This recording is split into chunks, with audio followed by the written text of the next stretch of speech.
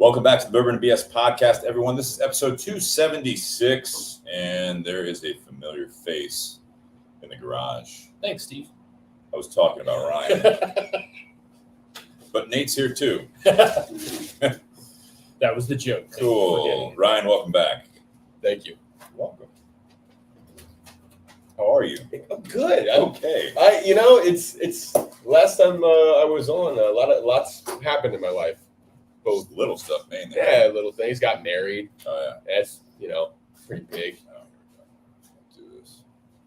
Go ahead. Keep talking. Yeah, got married. No honeymoon yet. Okay. Shop's doing great. And you're at Royale Cigar Lounge in Correct. Columbus, west side of Columbus, Ohio. West side, yep. Yeah. 297 George's. Not everyone's met you before, so I'm just trying to give you some plugs here. Absolutely. And your lovely wife. Yes. Yes, Erica. Yeah. You think she likes you? I hope. Me too. I've done a good job of convincing her thus far. Me too. I have her fooled. You've That's tried. what my mom says, at least. Yeah. My mom says I have her fooled. Sounds like something your mom would say. Yep. Before we get too far into this, guys, I do want to thank all you guys out there that do the Patreon. Patreon.com/BourbonandBS podcast or the one-time contributions at Venmo at Bourbon and BS. We appreciate you guys with the continued support. It definitely helps keep this thing going through all the little fees and stuff that we have to do to stream live, to post on the podcast apps, all that good stuff. We got it. Oh, thanks. Cool.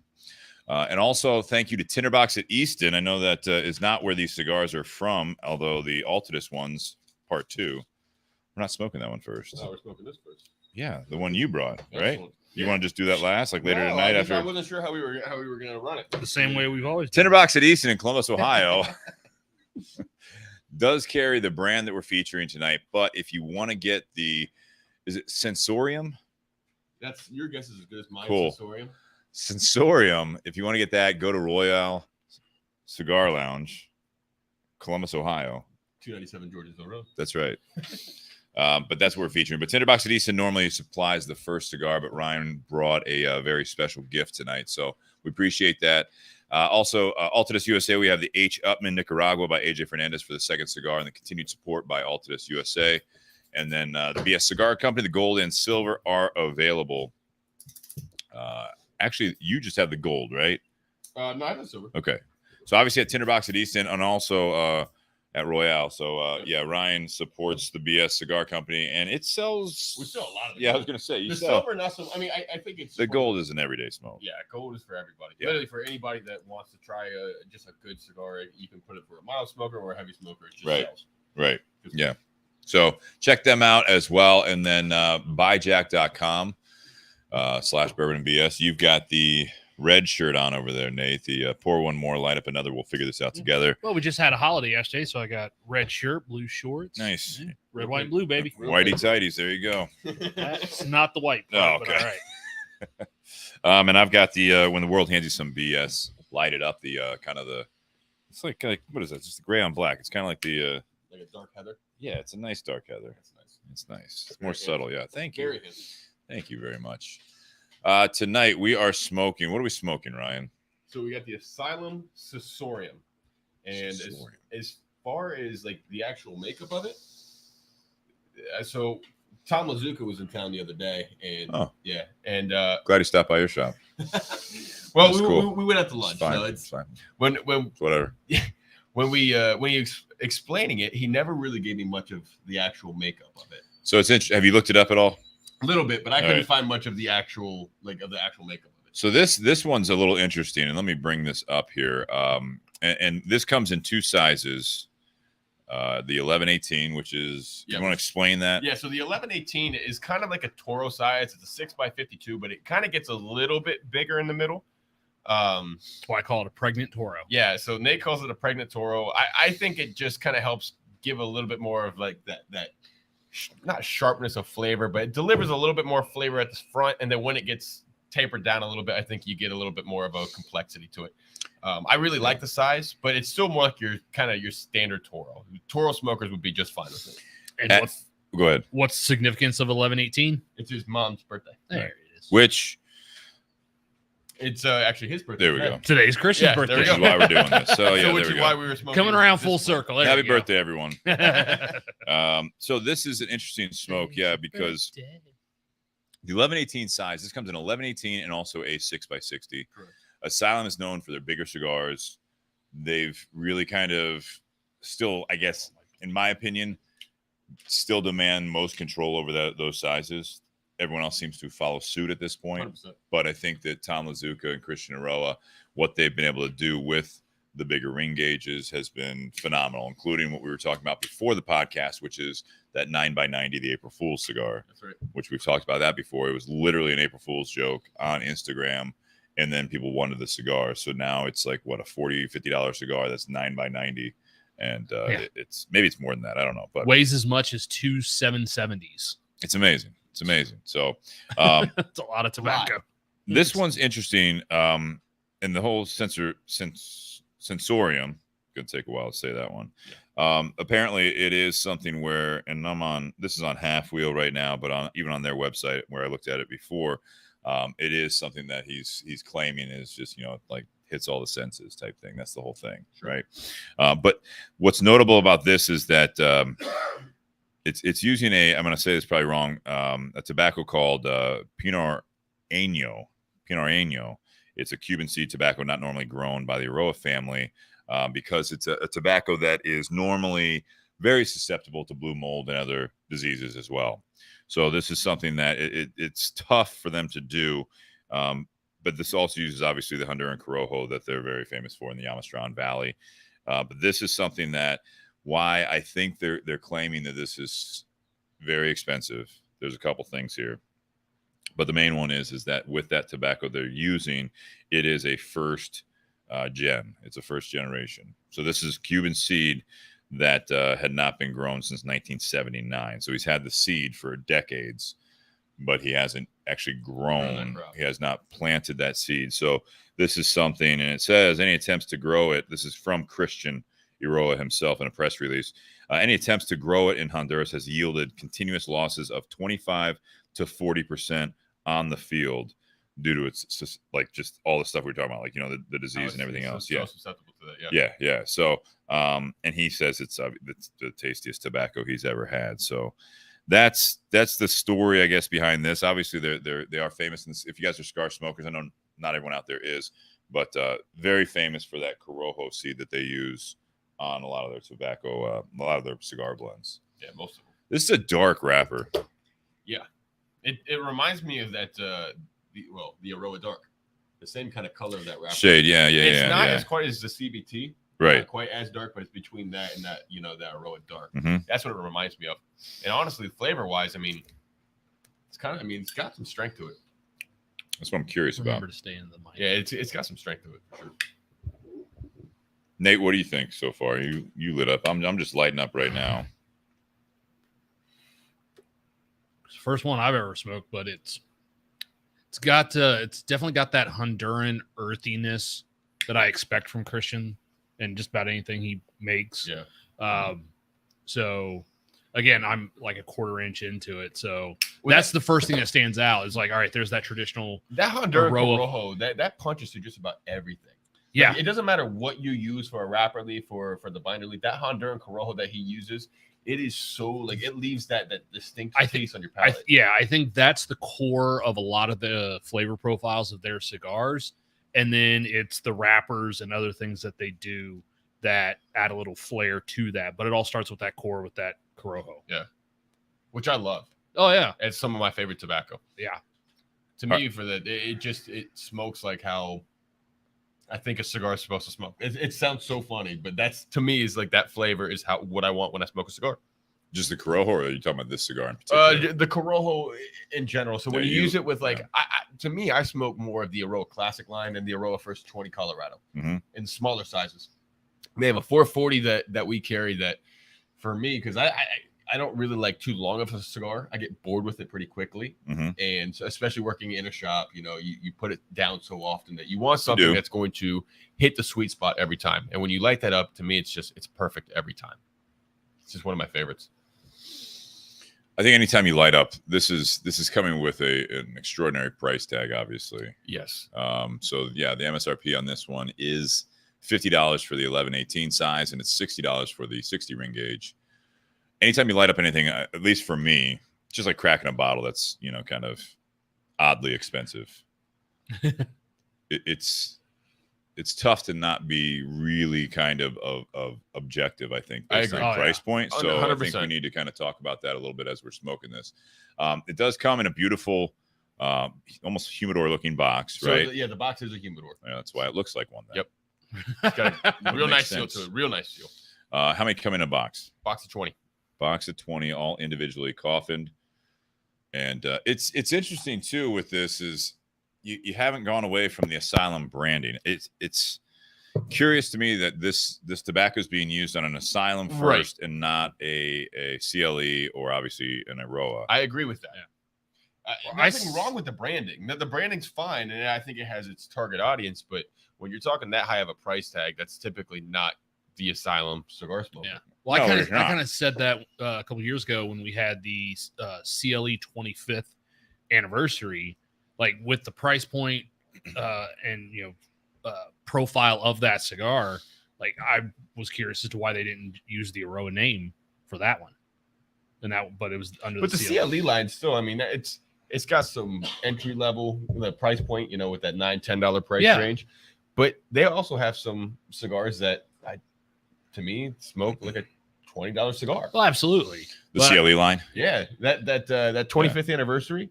That's what I'm talking about. Right. But what I'm saying is that deserves that price tag. Yes, it does. When we smoked that on the podcast, I think Nook was here, and that's when that was right after that cigar debuted. It had the CLE. I always look at the Eiroa line as being his top tier line. So, you have that cigar commanding that kind of price point. Why is it? Why not have the Eiroa name on it? Kind of like this. This is a $50 cigar. But it's Asylum, which is, on the lower end of the price points for what Christian makes. The whole umbrella, yeah. Yeah.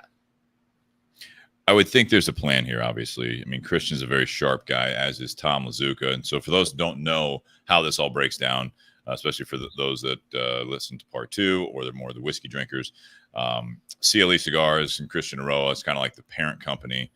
And then you have Asylum as part of it. And Tom and Christian, so Tom Lazuka and Christian Eiroa are business partners on a lot of this stuff. I don't know the paperwork here, but they basically both respect each other tremendously and refer to each other as business partners, even though Christian Eiroa, I would assume, is ultimately in charge of most of the projects. Sure. So it's just interesting because a lot of the Asylum stuff was being grown and manufactured in Nicaragua for a while, and I believe they've pulled most of that back to Honduras going forward. You know more about this company than I do. Yeah, Ryan. No, absolutely. But they still use Nicaraguan tobacco in some of their blends, but primarily most of everything is pulled back to Honduras. Which is interesting. Also, you not this price point, but I mean, as we had, you actually hosted Christian Eiroa for a couple of years now, for a regional retailer event, and it's interesting to hear all this stuff about how the cost of doing business in Honduras versus Nicaragua is astonishing. It is quite a bit more expensive for labor, for materials and everything else in Honduras than it is in Nicaragua. Mm-hmm. And so it's interesting that they're pulling a lot of that back to Honduras. Is that right? Am I mistaken? Or no, I don't think I have that right. backwards. No, you're right. And which is why Esteli got just bombarded with factories. Correct. Yeah. So it's being torn. And why they still are getting bombarded with more factories. Yeah. But I think there's got to be a plan here with this, is that, you've got the Asylum line doing their thing. I don't think they're going to get away from their core stuff, but I think if everything, Nate, to your point, if they keep just putting on every flagship cigar, the Eiroa band, you're going to cannibalize your own brand name. Yeah. In my opinion. Okay. I get that. So if you do like, okay, now we have a $30 Eiroa, and we got a $40 Eiroa, we got a $50 Eiroa. It's like, all right, so now the first 20 years, your baseline cigar at like, $16, like that's a lot. Yeah. That's a lot. But it is kind of confusing, I'd say. It's to me though. I mean, it is such a staggering jump because they do have that. They do have that 9x90, the April Fools, which is that $40 to $45 price range. But that's just because of the sheer amount of tobacco that's in there. Yeah. Mhm. It's just a lot of tobacco. Well- you know what I mean? And it does cost a little bit more to make it because you have to have more of a skilled roller that's making that to make it consistently. And then those also Fair. come individually coffined. Okay, that's great. Yeah. But for it to be That's great. for it to be a Toro size and it to be $56 on the shelf after tobacco tax. Well, you're also the guy that brought us a cigar that was $100. Was it worth $100? No, I don't think any of us thought it was worth $100. No, I don't think That's so a either. tough one. I mean, that was a great cigar. But it was a great cigar. So that's where we talk about price a lot of times. We Yeah. don't have to stick on this a whole lot, but it's like when you do it with a bottle of whiskey, you do it with a cigar at that tremendous price point. I mean, is it worth it? No, it's not. I mean, if it's not a matter of how much you have in your bank account, it's did you enjoy it? You know what I mean? No matter if it's $10 cigar or $100 cigar, the $100 cigar is not going to be 10 times as good as a True. $10 cigar that Yeah, you really like. It's yeah. just not. It's not how it works. It doesn't quantify that way. And that's a good way to look at it. You know what I mean? It's Yeah. Is it worth the experience? Right. Not the money, but the experience. We've Yeah, all well- overpaid for shit. Yeah. I'll tell you that Well, and right now. I think a cigar like this, because I assume this is going to be a very limited production. I mean, It is. Yeah. So 1,000 this- boxes? I think it is annually. Yes. Okay. 1,000 boxes. That's what I believe Tom told me. I think that's what this is here as well. That's the 2023 here. Yep. It's got the Roman numerals MMXX. Yeah. III. Yep. So this would definitely be one of those where I think every year's release, like it be worth going out and trying. You know, it might be one of those things where, you know, some people, you know, they buy 3 of them and they keep 1 back or 2 of them back. And then the next year they buy 3 more and they kind of save them up. And then that's what a lot of guys do with the Asylum, like 10 year and the 11 coming out, Yeah. and the 9 and the 8. I've got guys that have boxes of every single year. I mean, that's kind of a lot, but have The that's a Asylum lot of 8, restraint. 9. That's a lot of 7, restraint. 8, 9, 10, and then the 11's coming out. What do those go for? 23 Okay. after tobacco tax. Okay. So I mean, to me, They that flirted was with a higher price point, yeah. right? So that, I guess, I shouldn't say they took a staggering jump because they do have something in that higher price range for the Asylums. Yeah. $23 is still not a cheap cigar by any means. No. But 56 is just a huge jump, and you don't see a lot of people in the industry doing that. I mean, not even a lot like Altadis or Fuente. Now Fuente's got a couple, but Altadis, they don't really have too much that's in that $50 price range, do they? Fuente, No, Altadis. Altadis, What about General? Cohiba, Yeah. Oh yeah, Yeah, I you guess got the Cohiba's Cohiba got this- Spectre at $120 Yeah. this year. Monte Cristo, and Romeo. I mean, you don't really have a whole lot of like regular releases on those. I'm trying to think if they've really dabbled with that. I'm just trying to think of who would also compete with that $50-something price range. Padron, Davidoff, Yeah. Padron, Davidoff, Cohiba, Placencia. Placencia. Yeah, they've had those limited ones That's like a flagship stuff. You know what I mean? That's No, like that's the a one-off. fall. That fall was $67. And that came out yeah. for the World Cup. Yeah, but that was only for the World Cup, correct? Yeah, but still, I mean, that was But I mean, they've done the Zodiac ones, right? The Year of the Rat and those everything are like that. 40 some bucks. And they're going to be Really? more. Yeah, they're going up from here on out. So this might be a new thing. I think this is they're doing 1,000 boxes of it. The MSRP on that before It'll sell. tobacco tax is $1,000 for these. Yep. Yeah.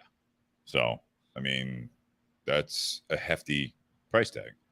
You may not see it next year. You may not see it in 2 years. But Yep. I would foresee that you're going to see it. Yeah. You're No, gonna see I this. agree. I agree, especially with how it's smoking. I think it's going to be received fairly well for the guys that there are guys that will buy this cigar just because of the price tag. Oh, It has yeah. nothing to do with the brand. Only Oh, yeah. because it is $50 and they say, you know what, I want to smoke it. I want to try it. Give me the most expensive cigar you got. You hear it all the time. Yeah. Oh, and I run into that at the store I work at Carfina's with our humidor. I mean, I've had cigars in there that were $40 a piece, and I've sold those faster than I've sold nubs. Yeah. Like it's like there are some people that Something come blended. or like there was a particular bottle of bourbon that we've carried there before. It's $200 a bottle. In 2 months, we sold 2 cases. Meanwhile, there's a product on the shelf. It's 1 bottle. It's $24, and it's been sitting there for 3 months. See, that's crazy. So Yeah. I mean, it You all gotta depends stick on out somehow. it all depends on your market and your clientele. I mean, Well, whether it's packaging, whether it's yeah. price point, whether it's however it is, you got to stick out somehow. If they're already paying $20 ish for an Eiroa first 20 year, they're gonna spend 50 one time to try it. Oh, That's the way I look at it. Yeah. I mean, yeah, it's more than double the price, but it's like, oh, you're only getting the one box of each. Did that? We got one box of each size. Two of each size. Two of each size. It's very limited. You're a big Asylum and Eiroa account, so a lot of your customers trust you. So now you can actually say, yeah, we actually did smoke it, and you can give them. It's just like anything else. People that come in, like, is it like that worth it? Comment. Is the question is it worth it? And I mean, you can say, is it twice as good as a and that's whatever? No, but it's good. I ask all the time about the some of that Prometheus stuff. Yeah, it's in that $100 price range, and I'm brutally honest. I'm brutal when someone asks, is it worth it? I will always tell them there is nothing worth $100 to smoke. In my honest opinion, but the experience that you get is very unique and it's different than anything else that I've had. Therefore, if you have the money for it, what is that experience? What is it value at for you? Do you really value this experience at $100? If you do, enjoy it, have at it. If not, I just don't see it for any cigar. There's nothing on the market worth $100. Nothing for a cigar. Nothing. Jeez, yeah, there's that's nothing. Tough. Even that, like, I bought a pre-embargoed cigar in Texas that was like $180. It was from like 1902. Was it bland? Yeah, it was a great experience. That's the thing. It was a great experience. I thought I liked it. I think about aging a cigar for just that many decades. Yeah. I mean, again, it was cool. It's going to mellow out, in my opinion. You know what I mean? Like, it's just when someone says, like, oh, I don't care if it's pre-embargo or not, but it's like, I've had a Nicaragua cigar for 78. Now, what is it? Yeah. 60 years. Yeah. And you're like, huh. Yeah. Interesting. I'll light it up. I mean, yeah, no, you took great care of it. Yep. And that's what it was. I mean, I've overpaid. We've all overpaid for things, but what is that experience worth to you? And to me, I think something like this could be for guys that really know like tobacco. This is for somebody that really can appreciate rich and complex and full flavored tobacco. This is not for your typical like Cuban guy. It's not. And you compared the look to the Eiroa Dark. So if those out there that have smoked the Eiroa Dark, if you're an Eiroa fan or an Asylum fan, we're going to kind of talk about them interchangeably here. This is, it's more balanced. There's more depth there than an Eiroa Dark. Absolutely. Eiroa Dark, is that all Corojo, I believe? Yes. Yeah, that's just like a darker version, tweaked version of the classic. It's fantastic. With great cigar, but whatever they're using in this, and they're not very specific on where they're using this other tobacco, but this is there's a lot of depth here. I agree. Surprisingly, it's not like sweet or salty, but I don't know about you guys. I don't know if it's just my actual sweat pouring down into my mouth, but it's like my mouth is like watering a little bit, like salivating very. And I'm not even like sipping on the whiskey right now, but I can see that. I mean, I think it's got like the only way I can describe the flavor is like this. It's like this almost like A1 tang. You know what I mean? It's like that tang that you get from like an A1. A1? Yeah, the tang that you get from like the A1 sauce on the back of the palate. It's just like that tangy finish. It's a little hickory. Sure. I'm not sure. I mean, whatever you want. But it's balanced. It's got, it is truly balanced. It's not overpowering in any way. It's not too spicy. It's not too strong by any means. I was looking at it, and when I looked at it, I was hoping for like a lighter priming tobacco, like for like the actual wrapper leaf. You thought it would be. I was in my mind. I never saw a picture of it. I was hoping for like that lighter Colorado shade, Corojo wrapper. And we got expecting a package there, Josh. I'll say we might have a guest on the podcast. Yeah, we got shows up out of nowhere after like 2 years, and then he's like, walking in the house, and I don't even know what it is. He looks like you, so it works. That works. I see your ID. Sure. Yeah. You're bald and white. Got it. Beard. It's fine. I don't need it on the show. No, don't put it on the show. Jesus Christ. Where's it from? Now I got it. It's Amazon. It's not. It's from Cirillas.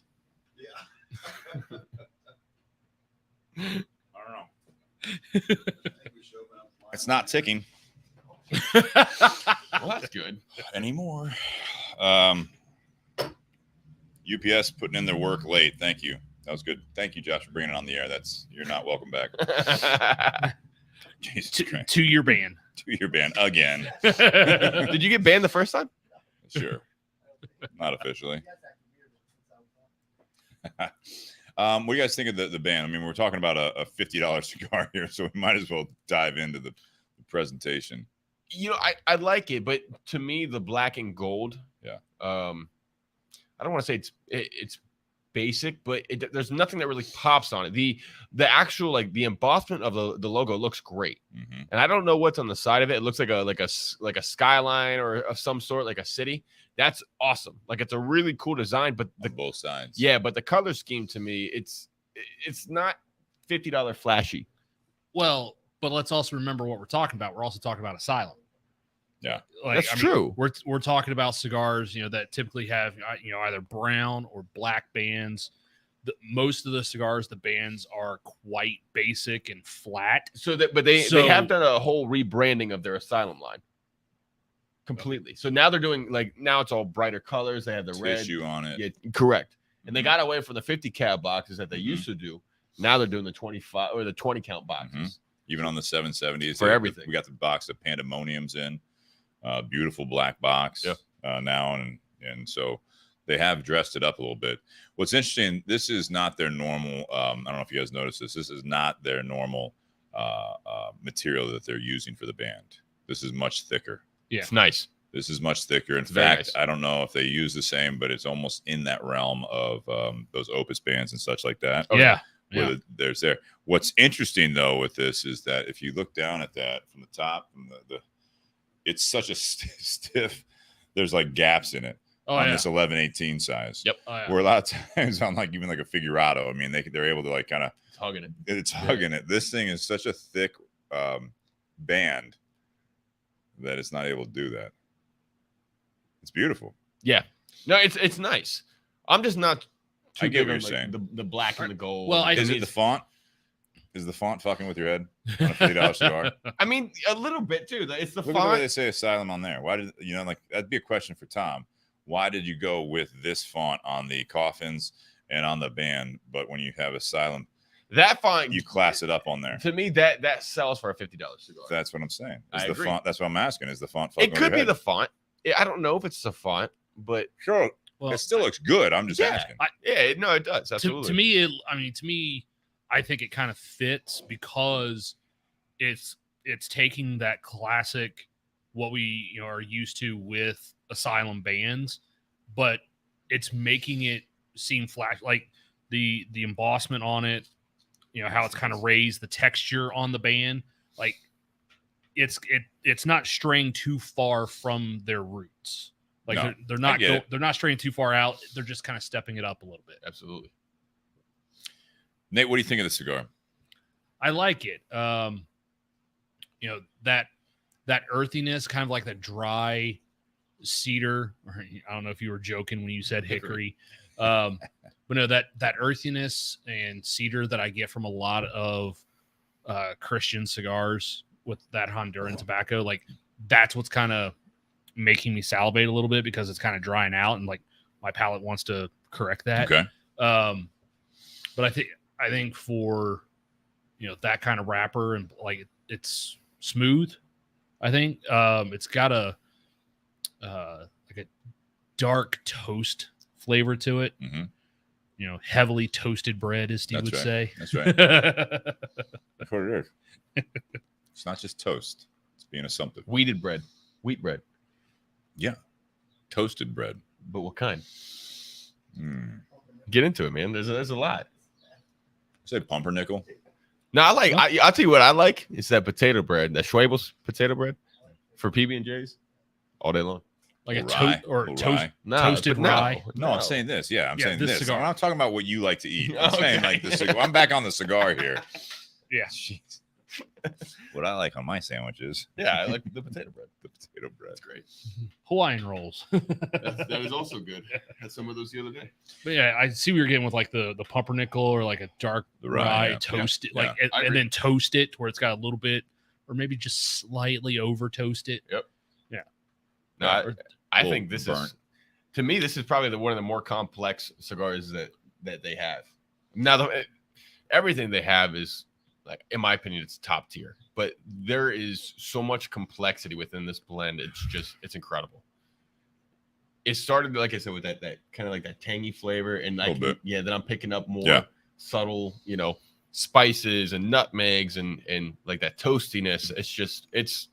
It really delivers for a good experience. I don't know if it's the heat or if it's taking a sip of the Peerless here, but it's building. There's some strength here. Yeah, there is. I noticed that as soon as I loaded up. Well, I think it's for me, it's starting to build because I'm starting to get in that fatter part of this cigar. You smoke fast, don't you? Not typically. I try not to. But no, just because I think I lit it up before either one of you. But it's starting to get into that part that's a little bit thicker. So, there's added tobacco in that part. So that way it keeps the same draw. But no, I had a cigar Sunday, my first cigar of the day. It was a 6x52 Toro, smoked for over 2 hours, never relit it. Wow.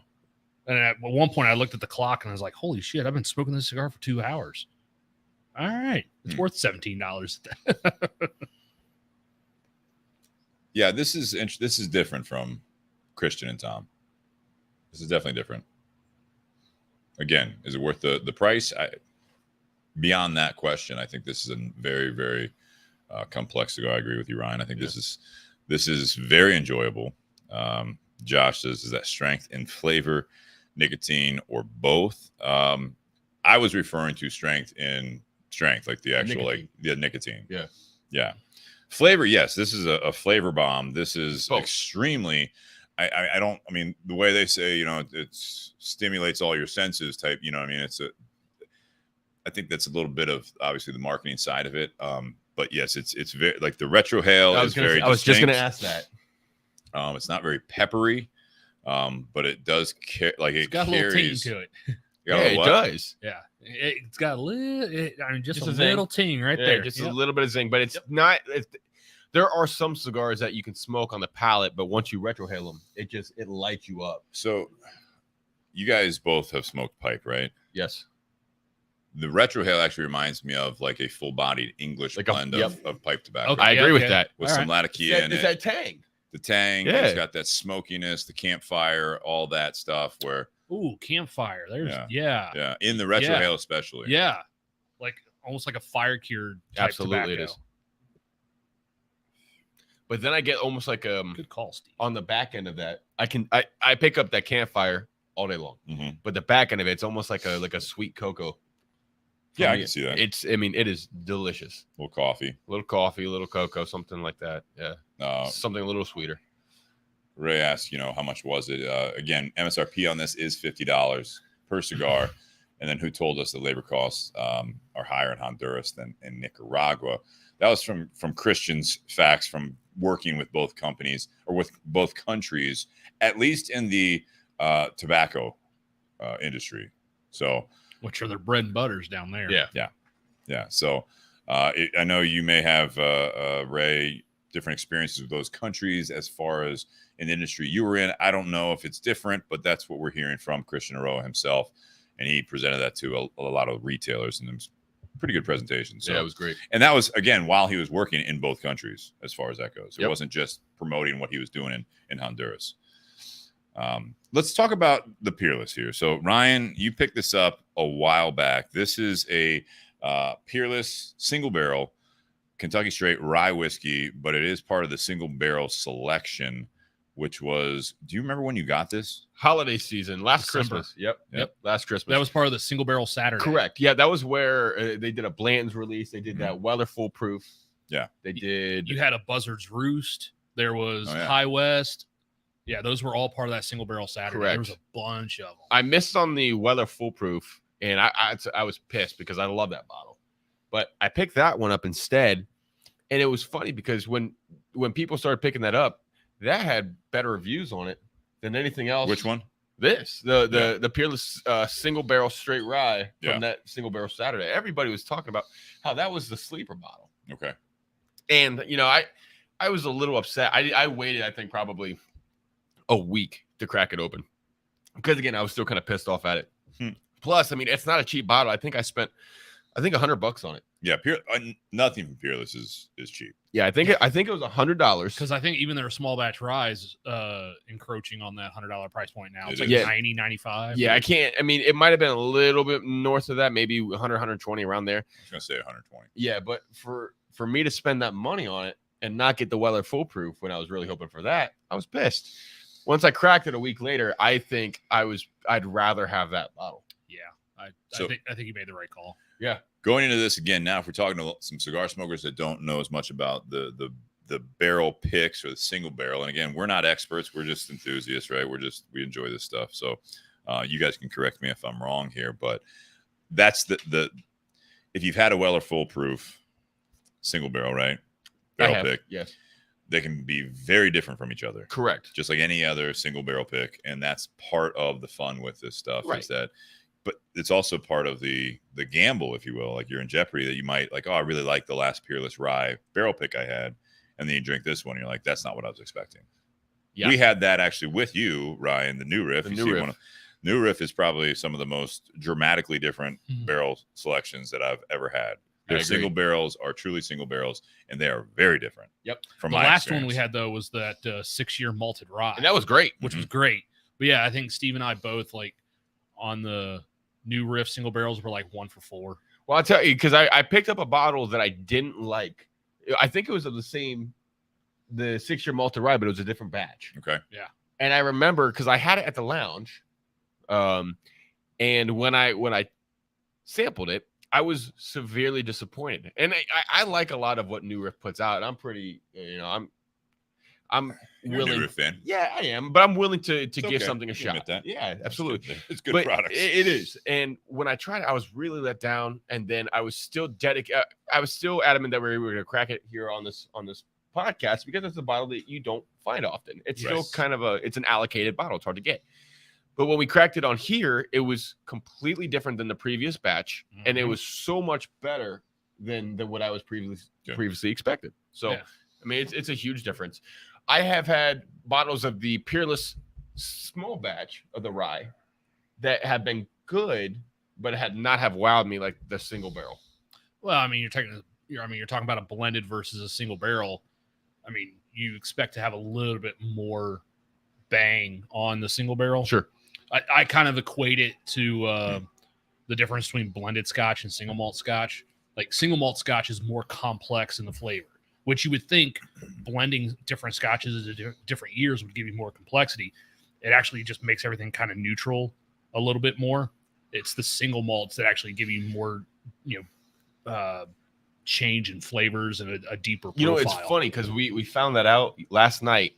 A buddy of mine, one of my best friends, we did an infinity bottle during the Christmas night, and we actually put that in there. Nice. So we put not much, I hope. No, we put like I think an ounce and a half of everything that we did. Okay. And we did like 20 to 30 different, we put a lot in there because it's a big bottle. And when we tried it, it was good, but the proof was so like it didn't taste like really? Everything was over 100 proof. Everything. It mellowed it out. Everything was so mellowed out after it's aged for that time in that infinity bottle. It was good. Yeah. But it was nowhere near as complex as what we were expecting. And the proof wasn't. Well, because you have too many things competing for the same flavor profile, and so they kind of just cancel each other out sometimes. Sure. That could be it. I didn't know what I was getting myself into. That was my first time experimenting with an infinity bottle. So, Ryan, what do you think of the Peerless bottle itself, like the marketing here? So I like it. To me, it kind of reminds me of like that old school like baseball jersey almost with the front with the lettering. I like it. I like the shape of the. I like the shape of the Kinda bottle like a barrel, too. isn't it? Yeah. I don't know. I mean, I think it's good, but before I actually got into the product itself, I've seen it on the shelves, and because of how it just doesn't really stick out to me like that, I never really spent the money on it. When in reality, I could have been buying good bottles the whole time because it's a phenomenal product. Yeah. There was nothing to me that really stuck out about it. You know what I mean? Other than the shape of the bottle. The shape of the bottle, but yeah, you're right. I mean, it almost, what does that remind me of? 1970 cigarette packaging? No, I'm talking about like the shape and everything. It reminds me of, remember those and Peerless, watch this will be like one where they're like, oh, let's check out what these guys have to say about Peerless. And then I'm going to be saying what I'm about to say. Remember those like little barrel like fruit drinks you had? Okay. Yeah, those are great. Yeah, that's Those what it kind of reminds me of. With the way With We the have the like, foil on top. Yeah, you those never were, get it clean. You just find it just like you just punch it in there. those are great. Yeah, those were great. Do they still make those? I don't know. I haven't seen them. I'm sure they do. But no, I can see that. I can see that completely. It's a little bit novelty. I was almost thinking almost like the little canisters when you go to the drive-through at the bank. Well, yeah. From an angle here, it looks like there's an indent on the bottle, but It really does. Yeah, but I can't tell. It's kind of tripping me out. Warped. It's also been in the garage for a while, so it's been. So it's I don't think that's all going to warp the glass. All the season. I don't think it's been hot enough in the garage to warp the glass. It is gorgeous. The topper. That is nice. It's like a really It's heavy like duty topper. wood almost. It probably is wood actually, but it's beautiful. When Steve, did you check out some of the info on the side of the bottle? As far as the barrel pick. Well, like when it was barreled. Yeah, they give you the age statement on there. Well, if you look at when it was barreled, Barrel date November 18th, 2016, and it was obviously picked in 2022. and it was released in December of 2022. So obviously they had bottled it at least a month before that. So you're looking at almost a 6-year single barrel rye, and rye doesn't have to age that long, but it obviously can. Mm-hmm. Right. And you're coming in at 114.1 proof on this. Does it drink like 114 to you? Sean says not really. Well, Sean, earlier you said it had a nice Kentucky hug. So, that was Josh. I was going off his reaction. Yeah, Josh damn near died off. Man, I tell you, Peerless, and I want to say the last time we had a Peerless product on the show, it was with Sean, who's in the garage. Double oak. Was a double oak. Again, different flavors, but it is a flavor bomb. Peerless bottles are the Ryes, that double oak that you had, just so much flavor. It's where does this kind of rank up with that double oak? You said that it was a great bottle. So between the two, Sean, also your opinion here, between those two bottles, what did you pay for that double oak? If you don't, nothing. It was a gift. Okay, so what's I think retail on that is like 125. Okay, so same price range as this, correct? Let's call it close. Let's say it's the same price, right, for the double oak and this. Whoa. sorry. The producer director is on it. Good thing you're here for once. So I'm curious, Sean, what was your opinion on that? Because I had a lot of it that night. Remember the first part of the night. You had to walk home. No. Yeah. I in terms of like Steve the flavor bomb, I do find some similarities with that. There's a lot of like just like right on the front end of this, and I feel like the same with the double oak was nice, sweet, smooth on the front end. Back end there's a little bit of a burn, not that bad at all. No. And man, I just remember them both being very similar in terms of the flavor. We picked out so many flavor notes on that one. I can start, and I'm starting to like get stuff on this one already. I remember that double oak being more like that, kind of like some dark chocolate, some heavy vanilla. Yeah, those kind of flavor notes. What about the viscosity on between the two? Because to me, this got legs. Yeah, it's got some legs to it. They both got legs for days. This one, especially with the cigar, I get a lot of sweet. Even the first sip, there was definitely like some toasted almond or toasted pecan up front, and some sweetness, like caramel, vanilla type sweetness, maple covered. And then there's rye spice on the back end. Cinnamon on the back end. Yeah, you get that traditional rye spice on the back with this one, but there's a good amount of sweetness up front. Yeah. So it kind of entices you in with that, like, oh, this is pretty good. And then you swallow and you're like, oh, there it is. But yeah. no, it's Same not maple. Yeah. You think you're joking? No, I'm being serious. I agree with you. I think the double oak was a little bit darker. Very much so. Yeah. It was like you look at the bottom, it was almost black. It was real dark. Yes, it was. It was very, very dark because that second barreling and that charred or that toasted barrel. Yeah. You know what this kind of reminds me of, but I like this twice as much. But it's along the same line, and it used to be my favorite rye. Was the Angel's Heavy finished rye. This to me has more strength, Mhm. more complexity, Mhm. more rich, everything that you would want more out of it. This delivers you more. But as far as that flavor profile with that sweetness and that Yeah. just Well, that's to me, it's close. the Angel's Envy is, I think, is a lot sweeter because it's finished in that Caribbean rum barrel, so it gets a lot of sweetness from that. But then again, I've had several bottles of that Angel's Envy rye, which is at 100 proof, so it's a little bit lighter than this. But I've had some where it tastes like maple syrup on top of pancakes. But then I've had those other bottles which were probably had more runs through the barrel at that point, because they will reuse those rum barrels over and over to finish that rye, which is coming from MGP. Yeah. And so sometimes if you get one of those early runs, you get more of that maple syrup flavor. If you get one of the later runs in those barrels, you'll have what Steve and I talk about, like that Christmas morning in a glass where you've got like this pine, I was gonna say, I get nutmeg, pine from this, cinnamon.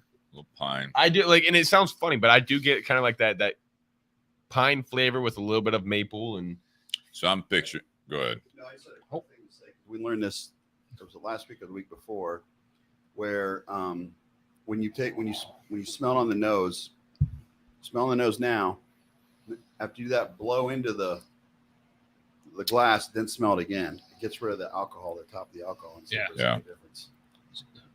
But what's it supposed to do, Nate? It's supposed to get rid of So yeah, so when you especially with the Glencairn, because the Glencairn, how it comes together towards the top, it'll concentrate those aromas, but also concentrate the alcohol. Right. So if you blow into the Jersey glass, Mike's cup. that'll blow out that ethanol. Yeah. And then all you're getting is the leftover scents and aromas from the whiskey. it still burns my nose every time. Josh is You have to- trying that on his So Jersey. you have to Jersey you have to have your mouth open. That's You have to probably have the your wax. mouth open when you sniff. I have my whiskey. mouth open all the time, so Mouth That's breather. yeah. You're probably tasting the wax off the paper cup. Probably. This is a lot of viscosity. And you're also a mouth breather, Josh. So you're doomed. Yeah. You're doomed. You're not picking up anything. You're a mouth breather out of a mic. You got mic maple jersey. syrup. So I'm Jersey getting. Mike's. This is something like if you ever had like that bacon with like that The candy bacon. With like candy, but it's like this is like maple glazed bacon. maple glaze, brown sugar, touch of honey, a little bit of cinnamon on there, and that's what I'm. where are tasting you right going now. for that? Where who Peerless, makes actually. that? I don't know, but I mean, Right here. Yeah. No, I get that. and obviously with the like little bit of the burn on there, obviously it's just like the bacon's still a little hot. Mm-hmm. You know what I mean? Like it kind of burns Still the roof of sizzling your, a little bit. roof of your mouth. So you got a little, it's like the first bite. You're like, oh, it's not ready. It just came out of the kitchen. Yeah. That's what I'm. It's like bacon. That's what I'm tasting. it's Honestly, that's what I'm tasting. Nice. That's like- right there. It's like bacon that's been dipped in French toast batter. I mean, again, that's where I'm saying flavor bomb. When Sean, you're picking up on like that's. Sean Wilkinson is such an expert sniffer. I don't You got a know. nice nose on you. I got my nose fixed. You got a real nice nose on Yeah, you. he did. He had that surgery. Sure. All right, now you guys been sipping on this more. You're smoking the cigar. I've been sipping on it a little bit more. I think I'm gonna relight this. Do the test here. We've been doing this a lot more. Go cigar and then whiskey, and then give it a quick break, and then do whiskey and cigar and see how it interacts. Okay. Because that can definitely change how these things are going together. Well, I had noticed early on when we were still focusing on the cigar that going cigar to the whiskey, there was a lot more sweetness up front from the whiskey. So, yeah, I may have to actually do a rinse and then go to the whiskey. Are we allowed to comment about the pairing yet? Yeah, you can. Yeah, and I mean, I'm just yes, we'll go to the ratings here. How about that? Yeah, that's perfect because And you can kind of talk about what I just brought up there. But yeah, this is when we do this for those that are listening for the first time. The best rating is 10. And we do 3 ratings. One for the whiskey, which is the Peerless Straight Rye Whiskey. It's the OHLQ pick from 2022, late 2022. And then this is the brand new Asylum Sensorium. And this is going to be limited. You can find it at hopefully your local brick and mortar if you're in the Columbus area. The Tinderbox at Easton did not pick it up, so go check it out at Royale. He's only got a total of 40 cigars each. correct. 37 of the 11.18 now. Correct. Because thank you. Yeah, you're welcome. And then the pairing, how the two go together. So yeah, Ryan, go ahead. So by themselves, I mean, I'm a huge fan, right? But we're talking about a high price point for both the bottle and the cigar. So that does play a factor. However, the experience that I get is top tier from both. And it's absolutely, if there is something that's worth that price range, these two products would be it. The cigar, I usually don't smoke anything that has this much strength to it. I'm usually capped out at a BS Gold level. For those that are familiar with that, that's usually what I smoke. Straight medium. Usually medium, cigar. yeah, medium and more the classic Cuban flavor at this point. That's usually what I smoke on a daily. This has got a lot more of a deeper flavor profile. It's a lot more complex. It's a lot richer. And it, like I said, it does have a little bit more strength than what I'm accustomed to. I think the cigar by itself, to me, if you're going to include the price, I'm going to give the experience an 8. I think it's a fantastic product. It's definitely something that you should try, that everyone should try if they like a little bit more of a richer, fuller bodied experience. I wouldn't hand this to somebody, a Monte Cristo white smoker. No, God, no. But for those that like rich and complex tobacco, I would absolutely recommend them to give this a shot. I would put it up there with all the high-end Plasencias, Padrones, Fuentes, you name it. It's worth the experience. Absolutely. The rye, I think, is phenomenal. Again, typically not in that high of proof. I'm typically not drinking anything that's usually 114 proof. But it is so rich and it's such a flavor bomb that I think it's absolutely worthy of that price tag, the $125 price tag. It's absolutely worth it. Together, I think this is probably the perfect pairing.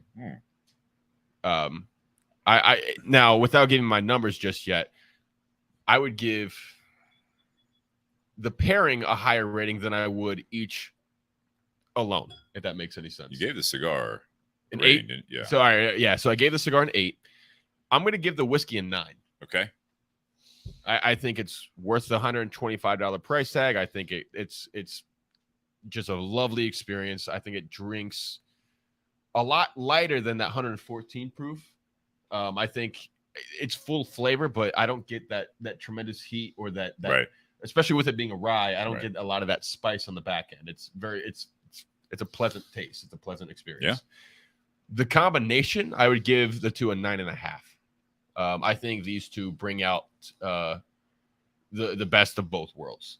I think this only enhances the flavors. This kind of like that tang that we were talking about, and that hickory and that cedar taste, that brings out more dimension of the Peerless, and then that sweetness balances out the cigar even more, because this does have a little bit of sweetness. Yeah. But this balances it out even more. I think it's the perfect pairing. So it's not quite a 10, but it's a 9.5. They're both fantastic products, but together they make each other better. How about you, Nate? So I'm going to be fairly similar to Ryan. The whiskey, I'm a 9 on the bottle. I do enjoy this flavor profile. Ryan had brought up the Angel's Envy rye, which I am a big fan of.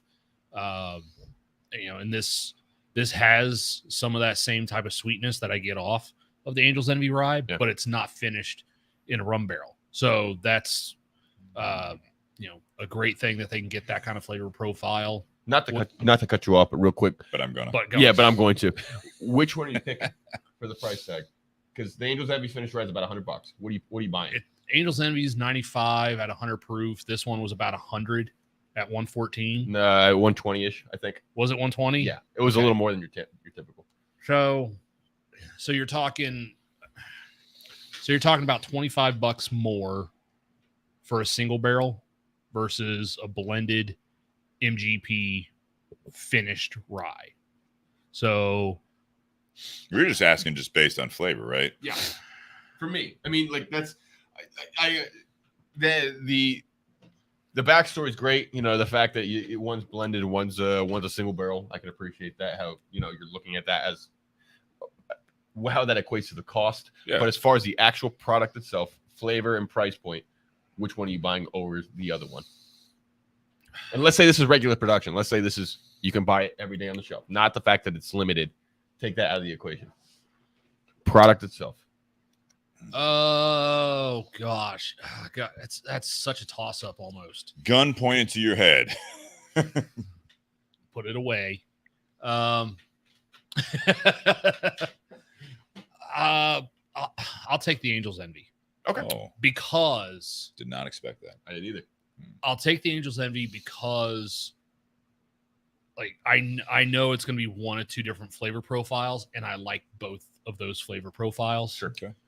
This being a single barrel, we've talked about it. You don't know what it's going to be bottle to bottle.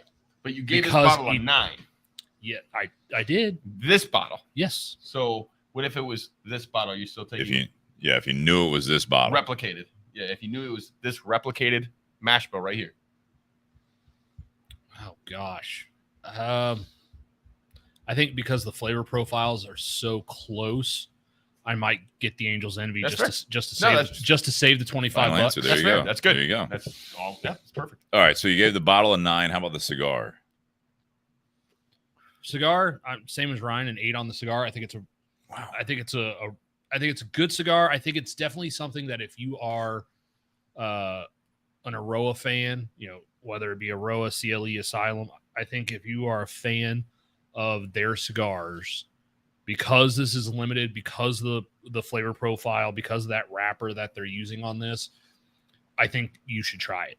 I think anyone who's a fan of their products should go out and get one of these cigars and try it, because I wouldn't necessarily have this as something that's in my regular rotation, but I think this is something that is worth getting when it comes out. Yeah. Like some of those Placencia, Chinese calendar ones, like, are they necessarily worth the $40+ price points? Probably not every time, but they're worth trying when they do come out. They're worth that one-time experience. How about the pairing then? Pairing, I'm a little lower than Ryan. I give it an 8.75. Okay. I like going from cigar to whiskey because I get a little bit more of that sweetness up front, but still get the rye spice on the back end. If I go whiskey and then cigar, because the last thing I'm tasting is that rye spice, it kind of elevates the spice of the cigar on the palate more that necessarily wasn't there to begin with. Yeah. And so it kind of mutes some of the other flavors of the cigar. All right. Before I give mine, I want to throw one thing at you guys. Oh boy. I'm normally the one that brings up the price so much. So if this cigar was $29.99, would that affect your ratings? Yeah, I think so. I think I'd bump it up to a 9. Okay. Nate? If it was how much? 29? $29.99. So it's still very limited. It's got the special. I might go up half a point. Okay. Yeah, it absolutely. And the only reason why I gave it an 8 was because of that price. Yeah. That's why that's pure 100%. Curiosity. I think that's Which I was trying not to. I was trying to take that out of the equation. But I can see you guys both doing it though. That's why I asked. Yep, absolutely. That's why I asked. Yep. For me, the whiskey, I'm with you guys. This I'm a fan of Peerless. I'm not a fan of their price point to get a bottle of Peerless. But every time I have it, it's like, okay, I mean, that's one. It's if I could find, if they had this product and it was like $50, it's like it would never last. I mean, it's just like people wouldn't even know what to do with it, So I'm with you guys. I'll give this OHLQ pick. Kudos to the people at OHLQ or whoever was on the board or on the selecting on this one. A great pick. Let me ask you this, Steve. If this bottle was something that, your local liquor store got, one case a week and it was this bottle every time, is this something that, you would go and wait in line for 3+ hours to try and get? No, I'm the wrong person to ask that. No, yeah, I'm not waiting in line for anything. No, the whole idea pisses me off. I'm Me too, but not going to do it. No, I'm going to go get my plans. I don't go get my East Sailor. I can't even do that. Yeah, I don't even know what I would stand in line for. I think the last time I did that was for like the iPhone 4. You know what I mean? Like it was still new. And for Call of Duty? I've had last system I had was Xbox. I remember Modern Warfare. I stood in line, I think. So yeah, some things are worth it. I just, doing it on a daily or weekly basis for a bottle of whiskey, no, it's frustrating. And my point was, I give the bottle a 9. This is great. If I thought you were going to ask if I could just go into the store, would I always have this bottle, on my bar? You'd sip it slowly because you don't want to sit there and drop $125 on a bottle. That's not what I'm getting at. I think part of this, the great thing about some of these OHLQ picks and something about the Peerless, for me, again, at the $100 price point plus, I wouldn't always have it because partially the price, but I think part of the reason I like this so much is that I'm never really tired of it. You know what I mean? Because there's so few released of it. I don't have it very often, but when I have it, it's just fantastic. You know what I mean? It's like going to a steakhouse. You're like, I don't do it, like to fancy steakhouse, every week. I can't afford that either. But like when I go, I don't want to be disappointed. I want to know that I'm going to enjoy it. And I think that's where I compare this bottle. These are the types of bottles.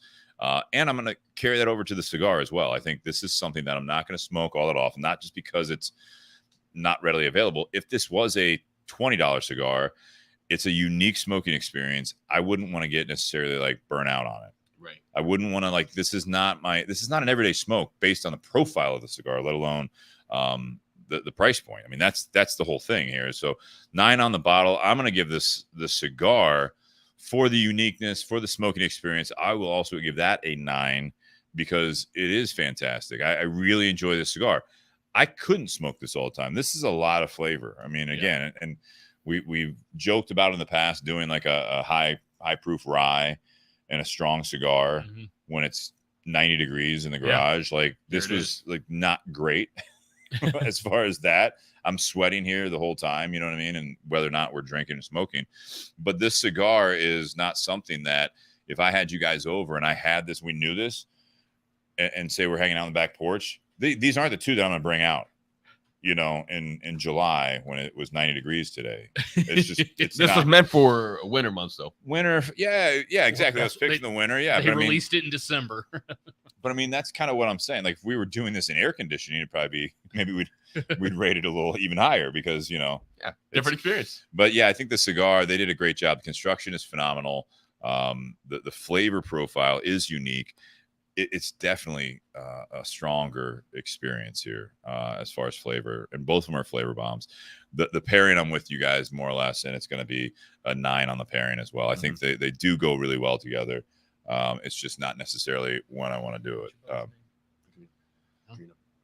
Drino, there's an outlet strip right on top of that little mini fridge there if you prefer something a little closer to your chair. Behind the fridge. Or behind the fridge. Yeah, that's a love seat. He's it's a love up, seat man. fold-out chair there. Yeah, if you can fit it in there. Honestly, I'll take that seat next to Sean though.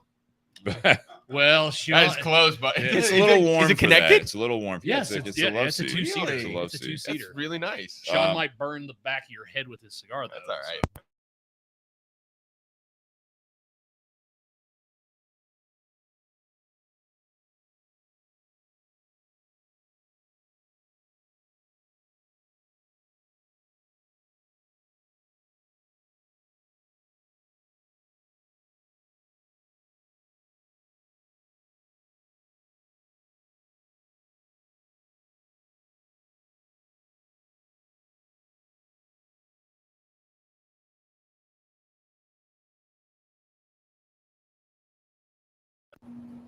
There we go. Smooth ending there. Yeah, because all of a sudden I looked and like the screen dimmed a little bit. Yeah, that's what I'm saying. So we'll have to mess with this during the intermission here. But hopefully you guys can hear us. Yeah, let us know if you can hear us again. I know Sean said no sound, so yeah, but I just got it back. So all right, cool. Hopefully you got it back. That being said, guys, I'm going to round out that smooth ending here of part 1. Happy Whiskey Wednesday. Stay tuned for part 2. Ryan, you're sticking around, I think, right? Yeah. Yeah. So Ryan Newman, thank you very much for the cigars, and thank you guys for watching. Josh, yes. Hey, so if you keep the cigar on you, Use the mic. so if you keep the cigar Other side of the mic. If you keep There the you cigar Come on on, the it's his humidor, mic. you keep it in there for a long time, I'd say, you say it smooths it out or whatever. I think. Is that just doing the flavor, you think, or also does it smooth out the nicotine as well? I think over time, and I don't know this for sure, I think over time it would actually mellow the strength a little bit. I've smoked some that have been that have sat for a long time, and I do think they're not quite as strong. I smoked that double A. The Liga. Yeah, Liga Privada. It just seemed like it just went down like water. Yeah, so I think it will actually do that. Check the. I will during the intermission. We'll round out part 1 here, and guys, thank you very much, and cheers. See you in part 2. Cheers. Cheers. Clinky. All right, for those watching, we're in the intermission right now. What is?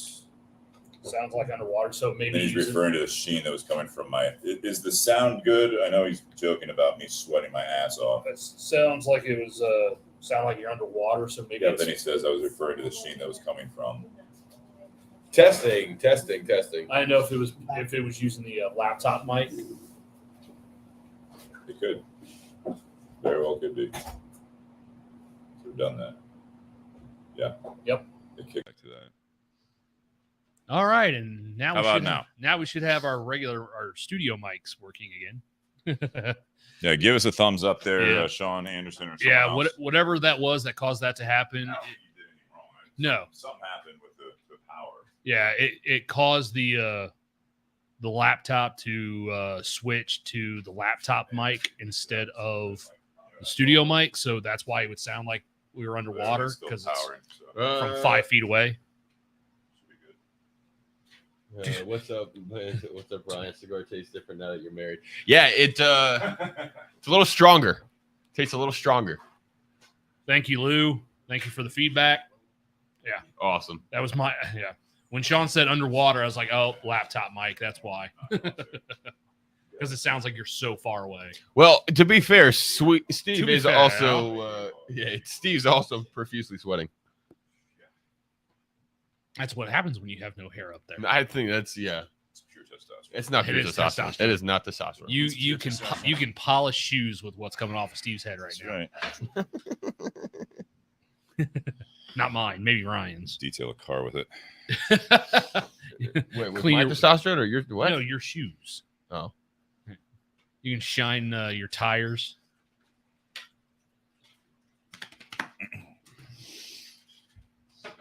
That's better. Here we are. We're back. I am just like sticking, man. Yeah, it's a little sticky out here. It's yeah. I got 2 shirts on. I'm all right.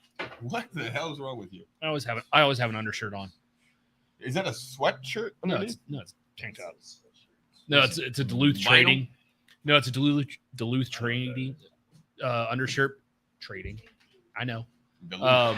No, I wear these at work because I've lost so much weight that my regular undershirts wouldn't stay tucked in because my jeans are too big for me. What are you doing? Are you going to the gym or you just? No, it's just because of work and my diet. Oh, Like, boy. Less Yeah. stress. Since I've been working at Carfagna's, I've lost 30 pounds. Good for you, man. So Good. Really? Damn.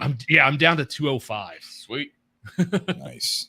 Are you like trying to drop now that it's like a thing? Or No, I'm not trying to. It's just just happening.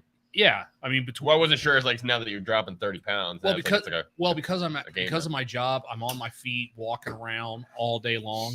I don't sit except for maybe when I take a lunch break. I'm not right next to the fridge like I was. We're in the intermission. You want a little bit? And Yeah. it's funny. I found very early on with my job It's really good. that Why don't you when grab a we're glass? busier and I'm Go moving grab- around and I'm helping customers, Like I don't So get when you walk in the hungry as kitchen, quick. Even though I'm listen to burning the more white calories, bar, the freestanding because bar I'm in the corner, burning more, I just in have the that upper energy, cabinets, just so I grab a don't rocks feel glass. hungry. Or you can grab a Glencairn on the left. Whatever you want. Hey, you want? No, if you're grab- doing rocks, you do want rocks glass. You grab two. Do rocks. Yeah. Thank you, Steve. So the topic. Yeah, I didn't. Yeah, I never even knew the topic. I like that. Burnout. Burnout. Like the video game franchise? No, not. Whatever you want to talk about. Whatever you want to talk about.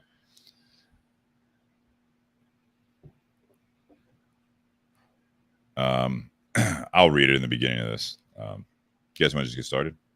Yeah, absolutely. Welcome back to the Bourbon and BS podcast, everyone. This is episode 276, and this is part 2, Beyond the BS. And we still have Ryan Newman. Thank you for being here. Thanks for having me. Ryan has been in the cigar industry for, going on, pushing a decade, bless you. And local guy, Columbus, and just went through some big life changes. But he runs the Royale Cigar Lounge on the west side of Columbus, and this is a beautiful place. If you guys are in the Columbus area, obviously we want you to check out Tinderbox at Easton. That is where this is all kind of based out of. That's where Ryan got his start in the industry as well, oddly enough. But he has gone on to the other part of town, and he is running a very different cigar lounge. This is very unique to the area. Tell them a little about Royale real quick. So plug. I mean, it's just a little different, right? I mean, where we don't have the extensive inventory that a place like Tinderbox has. We have a nice humidor, a beautiful lounge, state-of-the-art lounge. We have a liquor license, and so we're a bar, which makes us a little bit different compared to all the other shops. A lot bit different. Yeah, a lot bit different than all the other shops here in Columbus. State. Yeah, I mean there are a couple more in the state of Ohio. There's some up north, and I heard that there are some kind of in the southern area, but we're a lot different than most in the entire state because of the fact that we have our liquor license. It's still very much the typical cigar community that you would have at any other shop. We have people that on the weekends people treat it like it's a bar. You know what I mean? It gets a lot busier. Yeah. It's just a different crowd in the evening hours and on the weekend times. I would venture to guess that obviously the liquor and the drink sales go up absolutely on Friday, Saturday, correct. Thursday night maybe. But yeah, absolutely gorgeous place. Thank you. Very unique for especially Columbus, Ohio area. So if you guys are visiting, nice to kind of hit both sides of town, hit Tinderbox at Easton.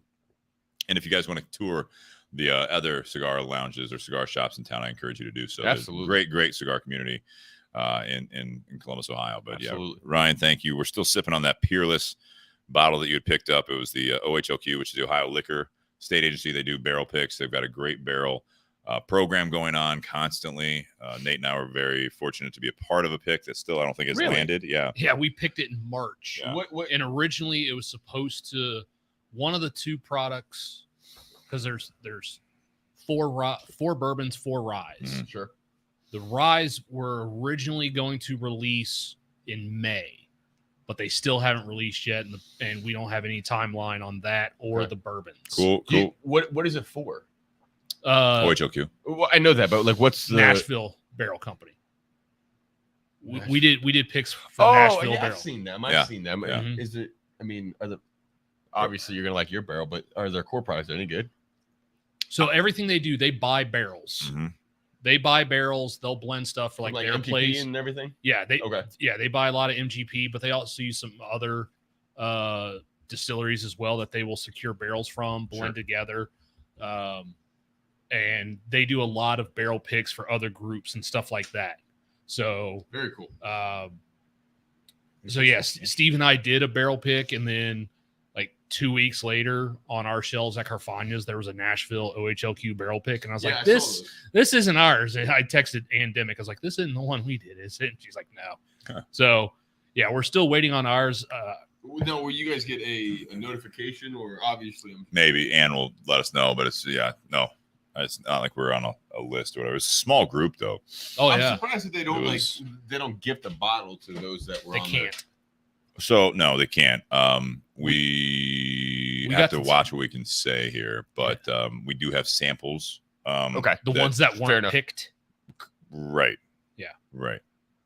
Just sample bottles. That's it. Just little baby samples. Yep. Because he was flying out, and there's not much you can actually legally do with those bottles. Yep. You know what I mean? Because there's a bunch of open bottles at that point. Right. That's the gray area. Yeah. So, but yeah, Ryan's here. This is part 2. This is different than a lot of cigar and whiskey podcasts. Tonight, we have a topic every time. Tonight's topic is burnout. And this is something I feel like sometimes middle of the summer, people taking vacations, a lot of times, summertime.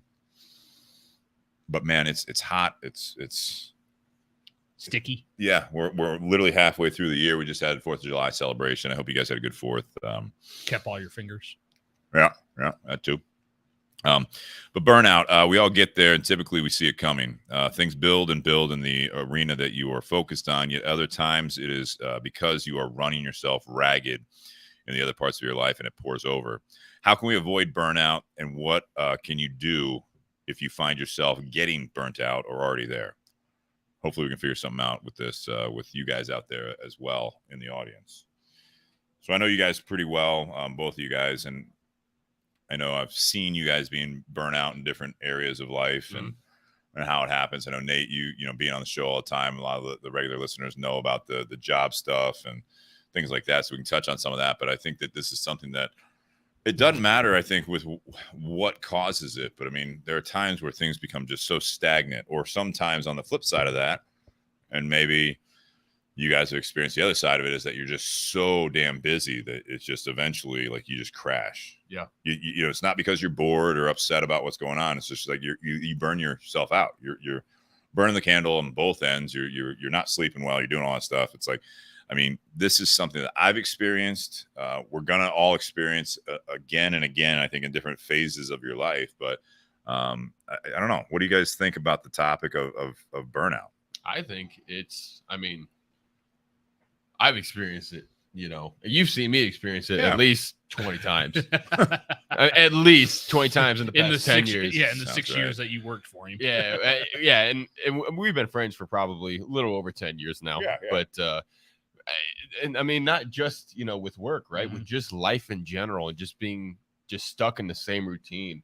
And that's been my thing. It's, for me, it's being stuck in the same routine and just not having much to look forward to, because everything seems like it's just one day after the other. Yeah.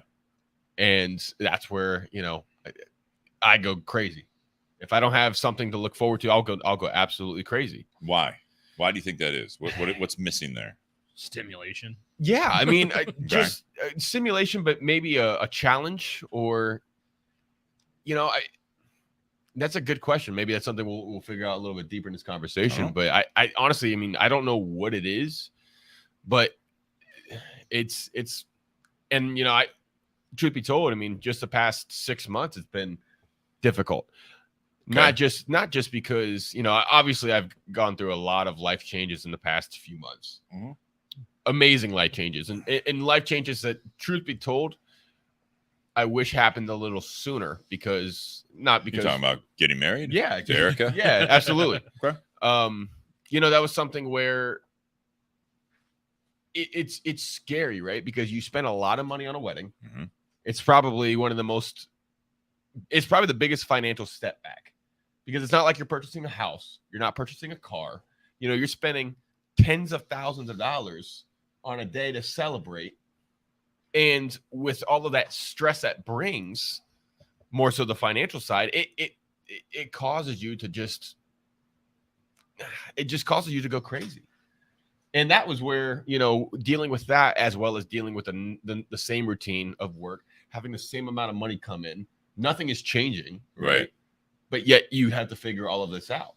You have to figure out how to. Well, and sometimes with the whole wedding thing, like, you spend so much time and energy preparing and getting stuff set up for that day, that by the time the day comes, you're like, oh my God, I can't wait to get this over. I'm going to say that I'm fortunate, right? Because I have an amazing wife who, she was the one that took that burden, because she was the one that planned, prepped, and did everything. Now, the tough part for me was, what we were restricted to Getting there on time. Well, yeah, right. But they allowed us to only have 40 guests, Mm-hmm. right? Okay. And for me, the toughest part was trying to get everybody that, you know, you love and care about, getting all your family there, and also want to celebrate with all your friends. You know what I mean? I have a lot of friends. Yeah. I have a shit ton of friends. So my hardest part was it was just figuring out how we're going to get people there, because I had to cut out actual siblings.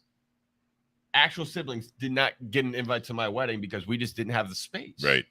That was a tough part for me. But other than that, I mean, all the burden and the stress as far as planning, she took that on. Okay. So I'm very fortunate about that. But it was also the financial side, right? It was a very, very expensive day. And when you have the same amount of money coming in every week. Yeah. Right. It's like spending your savings. You know what I mean? Yeah. You're watching that all go, and you're like, it's finally over. And then all of a sudden there's something else. Yeah. Like, oh, we need just a little bit more. A little bit more. And you got to still pay your monthly. That's right. Your monthly bills. expenses. And that, I think, in itself kind of burns you out. Yeah. You know what I mean? That whole process. And I wouldn't have done it any other way. I'm glad we had it, the way we had it. I wish I got, you weren't able to make it. Brian wasn't able to make it. I wish I had Josh there. Like, there are people that I wish could have made it, but we had an amazing time, and I wouldn't have changed anything for the world. Yeah, I think, and it was worth it, right? Oh, my God, yeah. It was a beautiful night, and a lot of our friends and family, all of our family, they were there. I haven't seen my biological dad in probably 4 years up until that point. He was there, which was great. My mom and my stepfather and all these people were there, and it made it just a really, really memorable moment in my life. Good. And I wouldn't change anything. That's good. Not to belittle it, but I mean, it's kind of like going back to, part one, where we were talking about the price of the cigar, price of the bottle and stuff like that. It's like, is it worth, spending, Ray asks out there that's listening, let's talk about that. Tens of thousands of dollars on a wedding. Why? People spend money on different things, man. I mean, that's how I look at it. I mean, again, just like the cigar and the whiskey, the nicer house, everything else. It's like, why are you spending that? Right. You know what I mean? There's always ways to rationalize one way or another. Do you have a 4-bedroom house, right? And you don't even have any kids, or, you have kids, and it's like, you can buy a 4-bedroom house that has everything you need functionally. Right. Mm-hmm. That fits your family and what your lifestyle is. But it's like, no, I want the one that's $200,000 more. Why? Because it has granite countertops, and, it's in a nice pond, and it's got a, or more land. I mean, more land, whatever it is. Yeah. But I'm just talking about the more simplistic side of things. You know what I mean? Like, why would you spend more money on a car when you can get a car that gets you point A, point B, and has, 4 doors, and, it's really reliable versus a luxury car? Absolutely. Why are you doing that? I mean, I think there's part of it. There's a level of return on a house or car. That's a good point, Ray.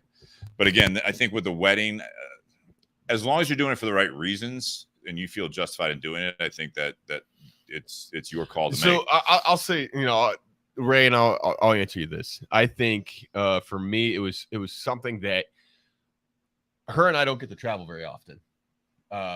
Obviously, it wasn't far, but it was far enough. And it was warmer weather. Far enough. It was in South Carolina. It was warmer weather, and it was a place where we could go that she wanted to have beautiful pictures and videos and all that good stuff. So we booked a place where we could have that, but we wanted to have an experience with everybody. There you go. We wanted to have, even if it was just a few days, we wanted to have our family, who we don't get to see very often, all come together at one place and have a trip where we could all just remember this for the rest of our lives.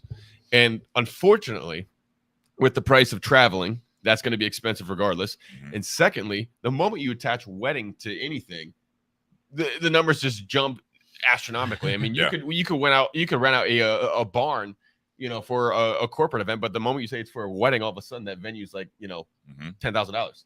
Right. For, just for a wedding. Right. It's there. I think that's a whole nother conversation, but anytime you attach that to an event, or like a wedding to an event, it just gets to be more expensive. But for us, it wasn't about that. It wasn't about the money. It was just about being able to have that one memory of having all of our family together for a family trip. I think you mentioned it with the vacation side. You guys don't get to travel. We don't get to do that. I mean, her schedule's a little bit more flexible. Yeah. I'm working 6 days a week, 5 days a week, whatever it is. So I really can't have the time to not just travel with her, but to have a family trip with my side and her side. That would never happen. This was the only reason, or the only occasion, that we could get. It gave people a reason. It gave people a reason to all come together and celebrate us. Yeah. And it was a life-changing experience. I think every dollar that we spent was well worth it. And I wouldn't go back and do it differently. Don't get me wrong. I would love to have a lot of that money back, and I would love to be able to put that on a house. But Yeah. you know, we were thrilled with how it turned out. Yeah.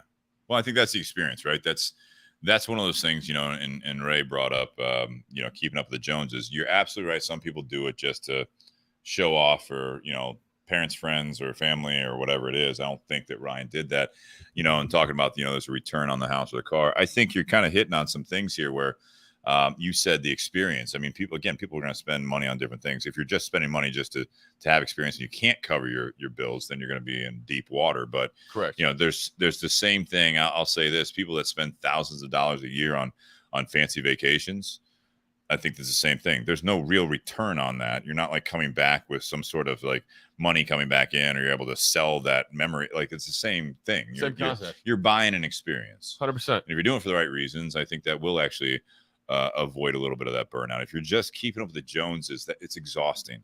You know, it's never ending. I think that is something. Yeah, I mean, that's something that will also burn you out, right? Yeah. That's I mean, you're doing that all the time. Yeah. You know, that never stops. You're There's- putting out. Yeah. There's two comments. I like that. You know, Ray comes back, but he comments, you know, my opinion is that those tens of thousands of dollars could have been put to much better use, especially for a young couple just starting out. That's not a bad opinion. I think that's absolutely right. I think that is something that we're learning more and more and more. There's that conversation out there about, you know, college for kids as well, you know, as far as getting a college degree. And then when it comes down to it, are you doing it for experience or for job? Are you really, like, there's too many kids still going out there to college just to wrong go, reason. right? Yeah. But I mean, you can have that argument. And then I like what Bob Keller says: years from now, you won't remember the money, you remember the experience. So I think that's where those life experiences, whether it be a wedding, whether it be, you know, I mean, people spend shit tons of money on funerals, for Christ's sake. You know what I mean? It's like, who are you doing that for? Because that person's not going to fucking remember it. I'll tell you that right now. You spend more money on you know, the coffin and the burial, you know, all this stuff. Yeah, you no spend shit. tens of thousands on a funeral. It's like, that's the experience. That's for the, I'm not saying that's bad. I'm saying that's for the experience. That's why you do Absolutely. Some people are experience oriented. Some people are things oriented. it.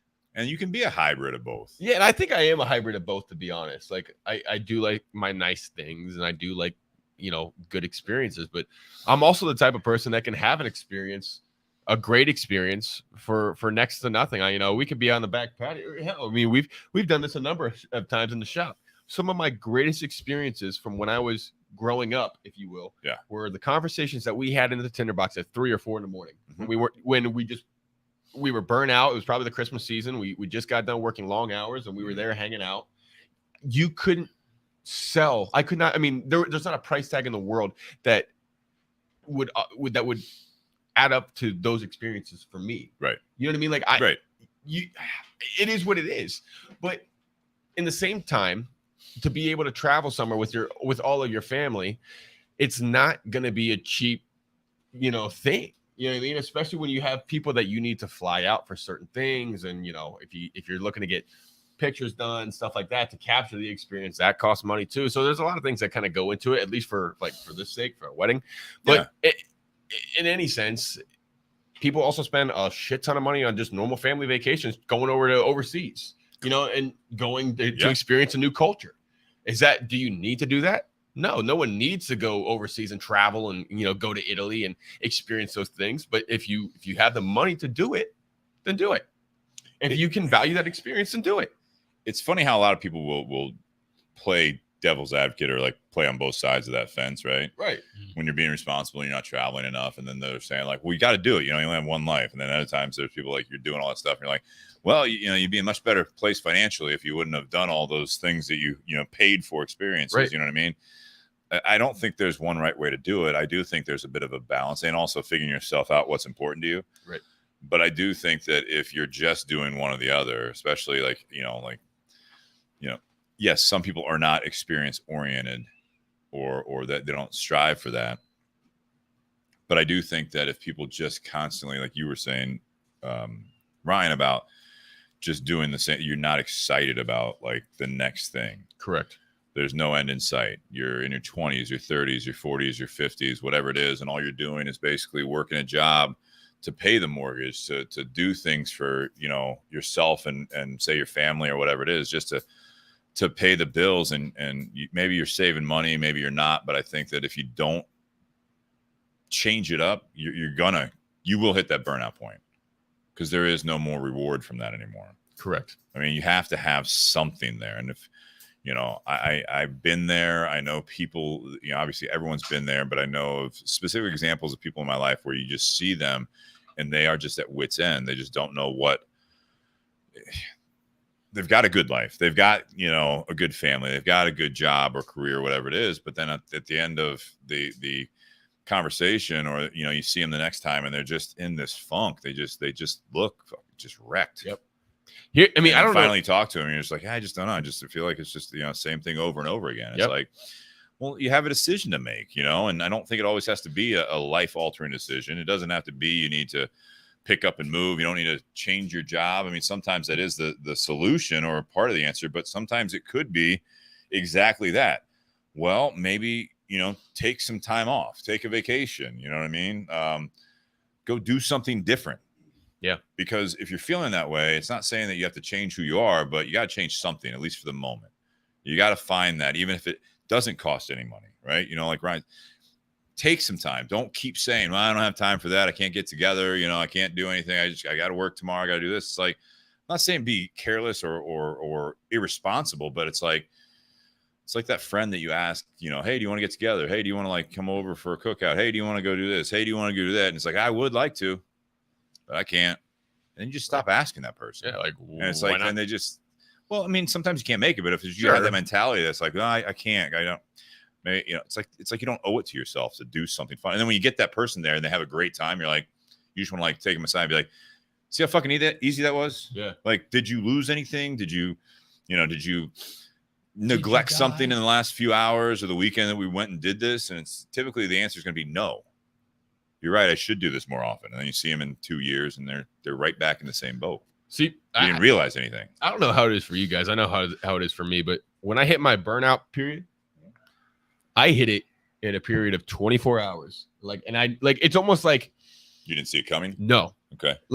Some people can see that they're getting there. Because they're working the same job. They don't enjoy that job, and they know that eventually they're going to reach a breaking point with that. Maybe they're going through some relationship issues or family issues or whatever the case may be. For me, I have a great job. I have a great family. Mm-hmm. I have a lovely wife. I have everything's perfect. But when I hit my wit's ends, whatever that may be, and for me, it's just that repetition. It's just doing the same thing week in and week out. And whenever that hits, it hits like a ton of bricks, and it changes my whole personality. My whole mood is just completely different. I've had people that have come up to me have thought like, hey man, are you good? Like, nah, man, like I'm, it could be something so small that, when you get into work, for me, like if I see that, something wasn't done properly the night before. Yeah. And all of a sudden I just fucking flip out and I go off. And normally you wouldn't. Yeah. And when normally I wouldn't, but in all reality, it's just, you're hitting that breaking point of doing the same thing over and over and over again. And it normally will last that full day. And there is nothing you can tell me that gets me out of that funk or that mood, because I'm committed on being, upset about being burnt out. It's just like, there's nothing you can do. It's just, that is such an odd thing. Like when too, like you know yourself well enough that you're like, no, I want to be upset right now. Yeah. Just give me a day. Give me a fucking day just to let me be upset. That's such an interesting, I think phenomenon that, you know what I mean? It's, you don't think about when you're happy. You're like, just, no, I want to be happy. Like but when you're pissed and you you figure out why. Yeah. You admit to yourself you're burnt out, you've been like this before and all that stuff, but it's like, I'm the same way. It's just like, I just need a fucking minute. Yep. And sometimes it'll if people are like, oh, okay, I'll get, it just piles on top of that. It's like, you're just like, no, I don't need help right now. I just this is where I'm at. Let me get through it. Yeah. I'll get through it. And I think a lot, it is. It's like, I just need to experience this emotion of being pissed off and burnt out, and I don't want to talk to anyone. You just got to get rid of that. It. Helps. You got to get rid of it. It's interesting to me that people I'm like that. I think a lot of people are like that. It's just so confusing to me that if it's like logically you're like, oh, you're right. I am pissed off about this, and I'm Yep. not going to be pissed off tomorrow. Might as well start now. Yeah. No, I'm going to be fucking pissed off. Absolutely. And if you talk to me, I'm going to be pissed off at you now. Yeah. Not personal. I'm just mad. There's nothing worse So than weird. that feeling of being just done with everything. I know. You know what I mean? It's because there's no one thing that you can really pinpoint in your life. It's just like collectively as a whole, everything is just running together, and that's what's driving you insane. It's like the straw that broke the camel's back. It's just everything was Yeah. building up, and just one little thing got you over the edge, Yep. and now you're just pissed off about it all. And then you just need to get through that. Be All right, like, Ryan. Do Steven? you think that you can, as you experience that more often, and this is just not just you, but I mean, is it? Sure. Can you see it coming? Can you? You know, you say it just like all of a sudden just kind of snaps at me. So like, is for- there like a 12-hour warning that you So- can be like, all right, hang on? For me, like, again, Sometimes life responsibilities avoid you from saying like, all Here's- right, I need to here's take my a day thing. off. I need to do, whatever. I'm going to bring finances into this, but it's not all financial. For me, I'm very fortunate to be fairly financially stable for where I'm at in my life, which is great. Sure, yeah. When you want to have these fun experiences and you want to be able to do these life-changing things, and then you kind of like start looking like how much is it going to cost, and then you realize you don't have as much money as what you really thought, and then it's almost like you feel like you're stuck because you do want to get out and do these fun things that you see everyone do on Facebook and Instagram, where they're going and traveling overseas to Italy or Dubai, and they're experiencing these amazing cultures, and they say, well, just go do it. You're all you got to do is just do it. You got to, well, that's great, but that takes a lot of fucking money sometimes. And when you don't always see it coming in like that, you're trying to parcel everything out because you're trying to save for, whether it be if you own a house and you've got expenses in owning a house, whether it be repairs and things like that, or you're renting and you're paying month to month on your rent, whatever the case may be, whatever your expenses are in your life, and you're not in that top 1 percentile where they can just do whatever the fuck they want. For the rest of us that are living not paycheck to paycheck, but on a budget, whatever that budget may be, it's tough to start planning those big life-changing events out. It's hard to travel. It's hard to do these fun things. And that's where I start to get when I start getting these ideas of doing these things, and I realize how much money it really can cost. Yeah. It's like, fuck, man. Like I just want to be able to just do it and just get it done with, and just to say I did it. And in all reality, it's not all that stressful. It really isn't. There's ways. No, and you have to have some sort of realization, like, going back to the comment earlier from Ray about, keeping up with the Joneses. I mean, there's some reality there. It's the same kind of thing as you growing up, it's like, like, I don't know, I know different ages here, but you have the car, like you're a kid, right? You have the poster on your wall of like certain things. And I know it's different with social media now, but it's like, like we used to have posters of like either, athletes or like, like the cars, like the Lamborghinis and all that shit and stuff like that. The mentality of like wanting to have that or take that trip or see those sites, there's a reward to that, but I think you need to understand what it takes to get to those steps. So, growing up, like everyone like loved, like for me, like Magnum PI, like everyone loved the Ferrari, everyone loved the Lamborghini Countach and all that stuff. It's like, but like, yeah, I would have loved to be able to buy that, but it's like my finances don't add up that way. Correct. Right. And that's cool if that's a goal of yours. Like, I think that's if great. we learn it, it's never too late, but I think if we learned it earlier, and I think the kids today are probably worse off than we were, where it's that instant gratification has become even more apparent, that it's not necessarily, it's like, no, the rewarding part should be the fact that you have the income level to be able to afford that. And it's Right. not just the income level, but it's like, how do you get there? You want to have that rewarding job where, say, you do make that fuck you money that you can just fly to Dubai for the weekend. But I think it's also very healthy to realize that that's not always the case. Correct. And realize that don't just seek that vacation and save up that money and then you spend all that money and now you have no savings. You know what I mean? Like, Right. You don't just spend it all. just to have that experience. You want to be able to cultivate a lifestyle that when you're doing the things that you really enjoy, and that can change over time, those things, that's part of the balance, right? That's right. You realize, all right, so I want to make more money. What are the steps that I can do to get these things? But it'll change, I think, listening to other podcasts and listening to other speakers and things like that are very, very successful, that are enjoying very expensive fruits of their labor. You listen to a lot of them, and a lot of them didn't always do well. They didn't all come from money. That I think is the typical response from people. But now that they've gotten there, the true ones you want to listen to are the ones that they appreciate those things because they've taken the steps and they have succeeded. There's a lot of luck there. There's a lot of those brief moments that it worked out in their favor and all that stuff, but they continue to work at it. But I think those same people would still work hard. They're wired a certain way. But if they weren't at the level they were at, they're still going to enjoy maybe like a cabin weekend with their kids, as opposed to going to their third beach house. That's it's like there's different levels of this, but it's all humble the same. personality. You know what I mean? If someone is able to humble themselves and know that if everything was taken away tomorrow, that they still have those that are around them, good company, and they're still able to enjoy their time, however it may be. Yeah. Right. And money just it just helps have a little bit more fun, right? Like it makes there's nothing wrong with having more money, and those that keep, so you're right, some of those podcasts that you're talking about where they're, they just make fuck you money because now they're able to enjoy the fruits of their labor. Those that are humble can still know how to appreciate it if it was all taken away tomorrow.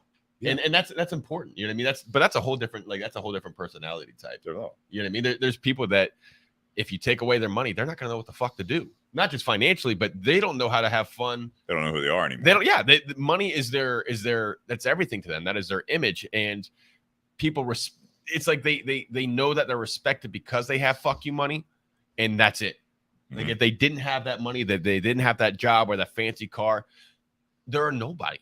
Yeah, and that's a terrible way to think, because I mean I would think that about people, but if there are people that feel that way about themselves, that if they don't have that car, that's their image. If they don't have it, then they're nobody. That's not the fucking case. Yeah. I think there's just different levels of it. Sure. And there's nothing wrong with enjoying something that you worked hard, or like absolutely. You have like sitting in your driveway, or you're in your house, or you're in your home, or whatever. Like you feel rewarded from that. But it's more of the accomplishment of it and what got you there, I think, is what it is. Sure. But I think talking with like burnout is that people can really easily get burnout just striving for those material things, or the image like you're talking about. Oh yeah, absolutely. I think that's probably the quickest way to get burnout. When you're trying to do everything for somebody else and for this overall image, you're never going to be happy, because even when you finally get there, the 2024 model of Lamborghini's coming out, and if you don't have that, I mean, if you're driving a 2013 and you don't have the updated model, then all of a sudden, people, you got warranty. Man. Yeah, you got someone in your ear, talking like, oh, why don't you get the newer model? Well, oh shit! Now all of a sudden, I got to get the more expensive model. Yeah, you're never happy. I've gotten to the point. My first took a while, but like even my car, it's paid off, right? Amazing. Never. Well, besides the first car I bought for $1,500. I mean, that was paid off. Right. I bought it for $1,500. It was also a Cadillac.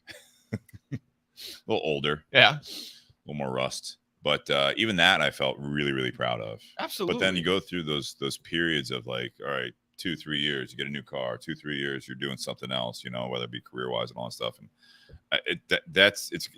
it's absolutely exhausting. Yep, in my opinion. It was funny. Nate, you're laughing. What? Well, no, just I mean, you passed the bottle there. Yeah, absolutely. Not your lemonade. Not the little mixer. Peerless and lemonade. No, because you're talking to someone who just recently wrote a check for a car, so yeah, in cash. Yeah, that a boy. Yeah, that car, which is beautiful, by the way. Thank you. But that's the way. Like that's the way Jess and I have purchased our last 3 vehicles. Is we've made the sacrifices, drove what we had, lived the way that we have. So that way we can do something like this. So like when we go on vacation, like the bills from that vacation don't follow us home. When I buy a car, it's ours.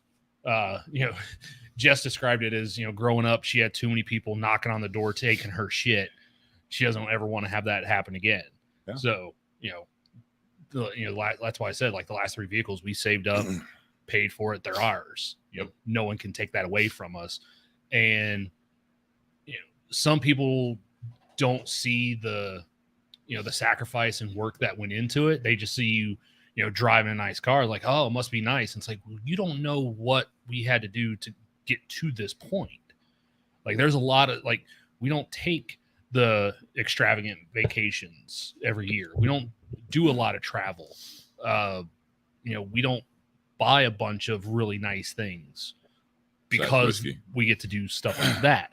Like, that's what's important to us, is to be able to sit there and just write a check. Sure, to be able to afford, what life throws at you. Yeah, and whatever that may be. Yeah, and if something happens, it's like we can take care of it. We've lived in a manner that's able to do that.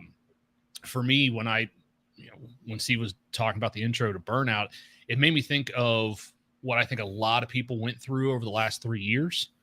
When everybody got sent home, and at first everyone's like, "Yay, I get to work from home. It's less stressful. I don't have to drive into the office. I get to be, I can wake up 5 minutes before I'm supposed to clock in, and I don't have to go anywhere. I can work in my PJs all day." And then after a month, not everyone, there were a lot of people like, "All right, I'm over this." I kind of missed the office. I was one of those that, I kind of wanted to go back into the office. Sure. Because I was more disciplined when I had to go into the office. I wasn't staying up super late, having cigars and whiskey on my back patio. I was going to bed at a responsible time because I knew I had to get up, go to work, walk to work. Also missed the interactions I had with people. So early, I was one of those that at first I was like, all right, this is cool, work from home. And then after a while, I was like, all right, I'm done with this. Like, I kind of want to go back, because there were certain aspects of the office that I missed. The interaction with people. Shit, I don't know, man. You used to walk a pretty healthy distance to and from. I would have been burnt out from that a long time before. No, it was just 2. Holy it was shit. just 2 work. Oh, okay. Well, It was just 2 work. How long wasn't it? Like a 2.5 miles. That's what I thought. I thought it was about 3 miles. Mm-hmm. Holy shit! And you did that in all weather. Mm-hmm. Yes, Yes, No, I'm good on that. You bring that up though, Nate, about the changes. There were a lot of bad things that happened, I think, because of that. Like people's emotions and like the divisiveness of it and all that. But like surface level, that was I'm not saying not saying my opinions of why we shut down or anything like that, but that was something that, if there was any silver lining, I think anyone that was going through a burnout period and you were just kind of like doing the day-to-day or whatever, man, did that not force fucking change. I mean, Yeah.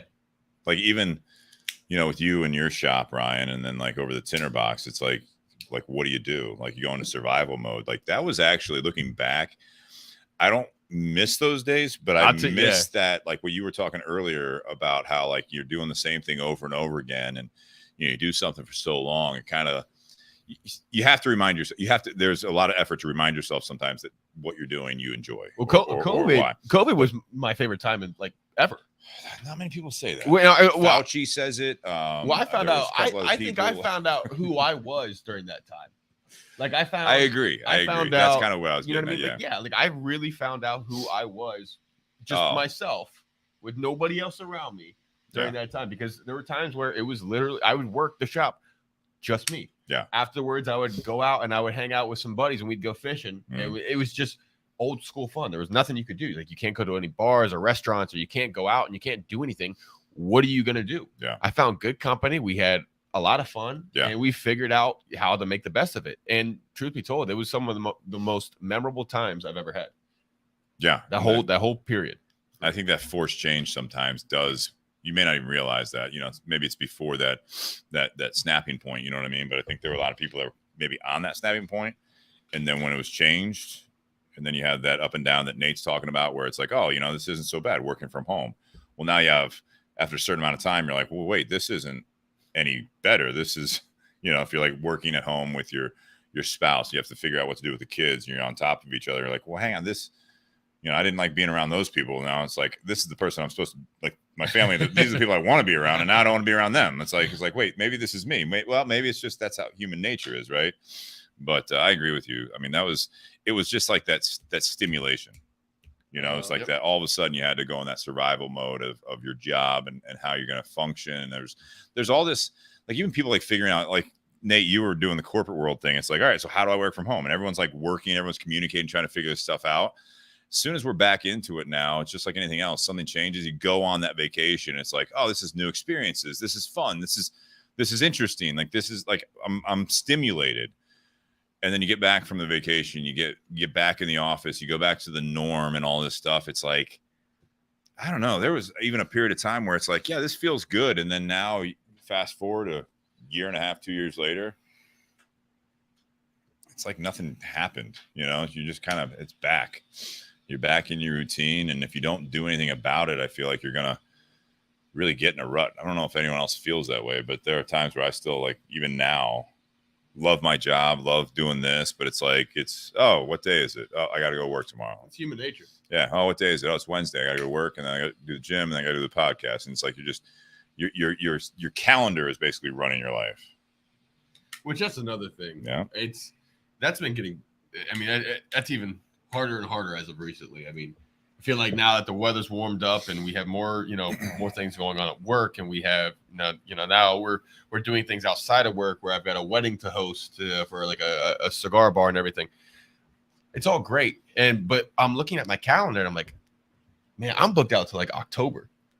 If I want to do anything fun, as far as like, like a Got to week put on the trip, calendar. yeah, like I'm out till like October. There's nothing that I can do within that time frame. And then all of a sudden, like, that's when, like, not the depression, but like that seasonal depression hits, where it's like, oh shit, like now I gotta wait X amount of months until I have something to look forward to. And at that point, it's like, well, what is it that I have to look forward to? And then you're trying to plan, and then you're trying to figure something out. And then, well, I can't think of anything, so I'm just gonna see when I get there. You know what I mean? It's tough. It's tough because to me, it's like a struggle. Like, you can see this time frame where, I've got this to look forward to, but what is it that I'm going to do to enjoy my time? Yeah. Do you and Erica, now, I don't know if you had it before, but now that you're married, do you guys have like a shared iPhone calendar? No, we don't. You should. We should. Yeah, That's something that I learned from Spencer's been on several times, right? And I learned that from him and his fiance. And Kristen and I have that now, where we have a share. Like, I have my calendar for normal stuff, but like vacations, or like if she's got a dinner with her friends or whatever it is, we put those things on the shared calendar. And it really, the communication of that, like, you start seeing how it all interacts with your calendar, right? And then when you have a free night, it's sometimes you actually start planning ahead. Well, sometimes I'm planning time for yourselves, because it's like, you look at it and you're like, hey, do we have anything in 2 Fridays from now? And if you just talk about it, that's, people like always say that, like, oh yeah, I forgot that's tonight. But if you put it on like a shared calendar, yeah, it's kind of a cool thing. And all of a sudden, like that I was like, we don't need that. It's fine. It's great. It's great. I think it helps out tremendously, because instead of being like, hey, I got this, like, we had that thing, next Friday. And you're like, oh, shit, I forgot about that. But if you pull up your iPhone or whatever, you pull it up, you're like, oh, yep, I am busy that night. So you don't like have that conflict. Yeah, that's awesome. I like that, because it makes the little things, it feels like you can appreciate it more. Yeah. Because like if you have a shared day that you both have available, then all of a sudden that's like, it's almost like that conversation piece, like, hey, we have this day available. What are we going to do with it? You know what I mean? And then all of a sudden you're planning something maybe here local or wherever it is that you are. And then all of a sudden that seems like it's a date to look forward to. It's even stuff like, I mean, again, this is, and I am circling around this whole burnout thing. It's like, if I have to pick up a shift at the shop, I now put that on the shared calendar. That's awesome. Just because then she'll get notified that, and if I forget to tell her about it or whatever, yeah. And, I can do that, as opposed to the text back and forth. Mm-hmm. It's like, oh, like, hey, like, do we have anything going on this night? A lot of times I can just be like, all right, so I don't have anything going on that I can remember, but it's like, all right, so two Friday nights from now I have to fill in for this person. I just throw it on the shared calendar. Yeah. Then she's texting me about like, oh, okay, thanks, whatever. It's just like, it helps with this, because I think the communication, and Ray's got some good points. And then Chris, who just joined us here, has got a good question. But, Ray was saying that, is it me? Here, I'll put it up on the screen here. If I can find it. No, before that. Is it me, or do people today burn out more quickly and easier than ever before? What do you guys think? I feel like yes, but Okay. the reason why I feel like is because everybody's trying to compete with those that they see on social media is this driving factor, right? Mm-hmm. And then when we see our families and our friends having fun and they're taking these, they're spending time together and they're doing new things.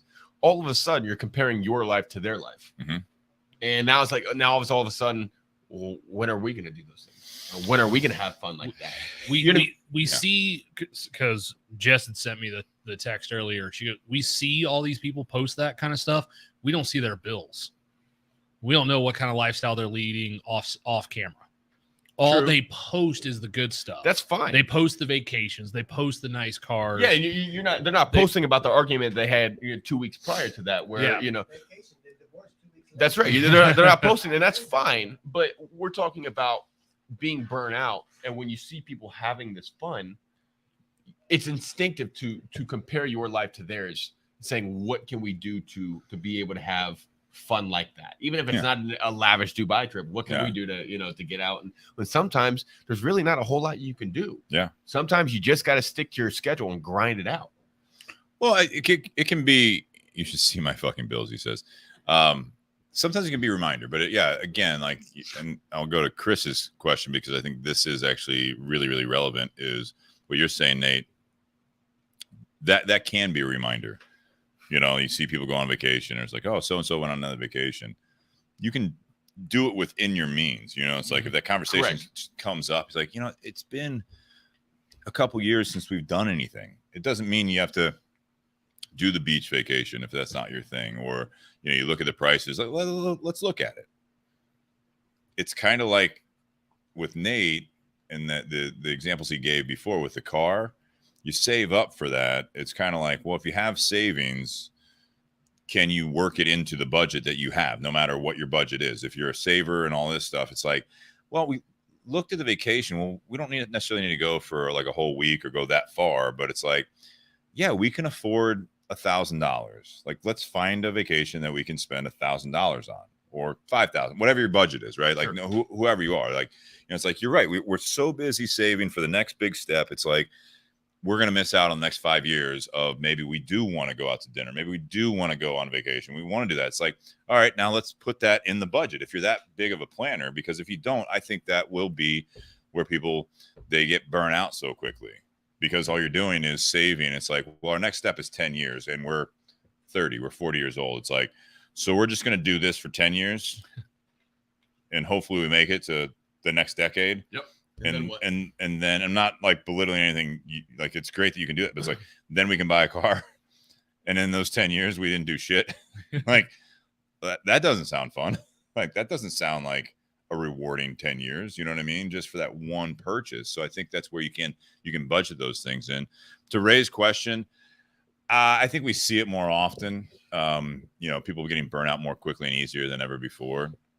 There's a lot more, there's stimulus coming in constantly with obviously with social media, with the news apps, with everyone, getting alerts on their phones about all this bad news and everything else. That's another, that is part of it. But I would say people do, I mean, at least in Ray's generation, my generation, my parents' generation, I mean, people didn't get divorced as often back in the day. It doesn't mean they weren't getting fucking burnt out.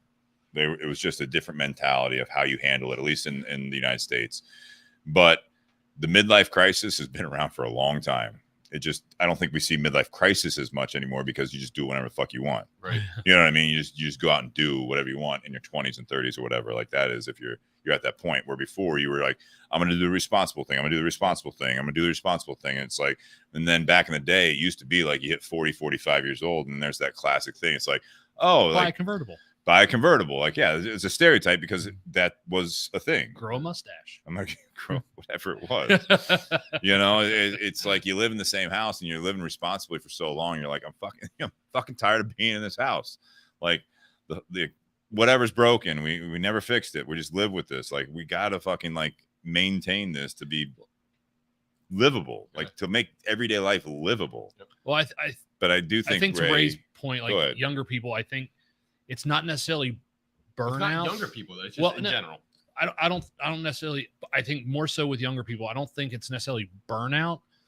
I think like if things like if there's not enough excitement, if there's not enough new things going on, like they just get bored with it. Like they have ADHD. Yeah. Like they're not burnout. It's just, you know, they see something and they go after that. Then they see something else, they go. It's kind of like the person that, you know, changes jobs like every 2, 3, 4 years. Like they're constantly bouncing around. Whereas, you know, our parents or grandparents, they were the kind of generation that worked the same fucking job for 30, 40 years and then retired. Like you don't see that nowadays that much because, you know, I think especially with younger people, you know, if things aren't going well too soon, like they just abandon it and go to the next thing. They're was just constantly seeking the next thing. It's funny. A couple days ago, I'm sorry, last week, Erica and I bought these concert tickets for Drake. Mm-hmm. We had 4 tickets, and do you like Drake? Huge fan. Okay, huge fan. So we bought these tickets like I think it was like 2 or 3 months out, and the week finally came, and it was the day before his show, and then we got a notification saying that it was rescheduled to October. Oh. And I remember when her and I were hanging out that weekend, her and I were both just pissed. Yeah, we were pissed because that was what we had to look forward to. You know what I mean? Like we were waiting for months for this one show, and I went all out and bought, you know, us floor seats. That way we could have just a great experience, right? That was going to be something where we could kind of, you know, celebrate after being, you know, newlyweds. You know, we could go to the concert together. And then all of a sudden it's like, fuck, now we got to wait till October to do this. Oh. And it just gives you like, it's like, it's just like, it's not the end of the world, but it mentally drains you because you were so excited to have this once in a lifetime experience. Because I'm not doing this shit again. I'm not buying these crazy ass tickets again. But you know, it was something to have that experience, and now we gotta wait again. We gotta wait till October 9th. It's like, what the when was the concert supposed to be? Last Saturday. So what'd you do last Saturday? I worked. But originally you were gonna have that day off. Yeah, but then I said, I was pissed off. I said, fuck it, I'm going into work. I'm just pissed. And that's luckily couldn't you have sat there and said, you know what, I was supposed to have this day off to go see this concert. Erica and I are going to go do something else. Yeah, we could have, but you know, she ended up working her full day, and I worked my full day, and we were both pissed. We both chose. Yeah, we were both pissed. Oh well, if you're going to work, I'm going. That's it. You know, I think she took a little bit. Like she took like a half day, but I ended up. I might have came home early. You know? There's one for you, but still, what do we got? Anxiety or depression? One and the same a lot of times. I guess. Yeah, no, I would agree with that. The most common health issue today seems to be anxiety. I think anxiety is a very blanketed term these days. So I don't think we need to dive too far into that, but I think anxiety, it goes into this, right? It's the burnout aspect. I think that, you know, anxiety is a lot of different things for a lot of different people. And like I said, I think it's a very overused term in our world today. Not to the people that battle with it. I mean, it's absolutely a thing. Sure. But I think the biggest thing is to obviously address it. I think the depression though is like that burnout state. I think it causes some depression, right? And then it's a matter of how you handle that. Sure.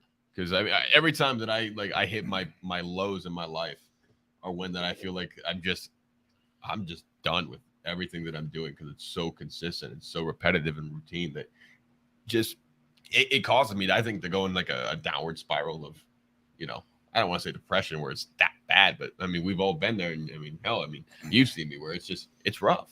My whole personality changes. Yeah. And I mean, it is. And I think, you know, anxiety, I think, you know, the ADHD has been thrown around. I think bipolar, I think those are like some, they can be serious things. I think they're used as just everyday terminology these days. Sure. Chris says, he's joining the conversation late. Did you guys discuss what burnout looked like? I think that's what you're getting at there.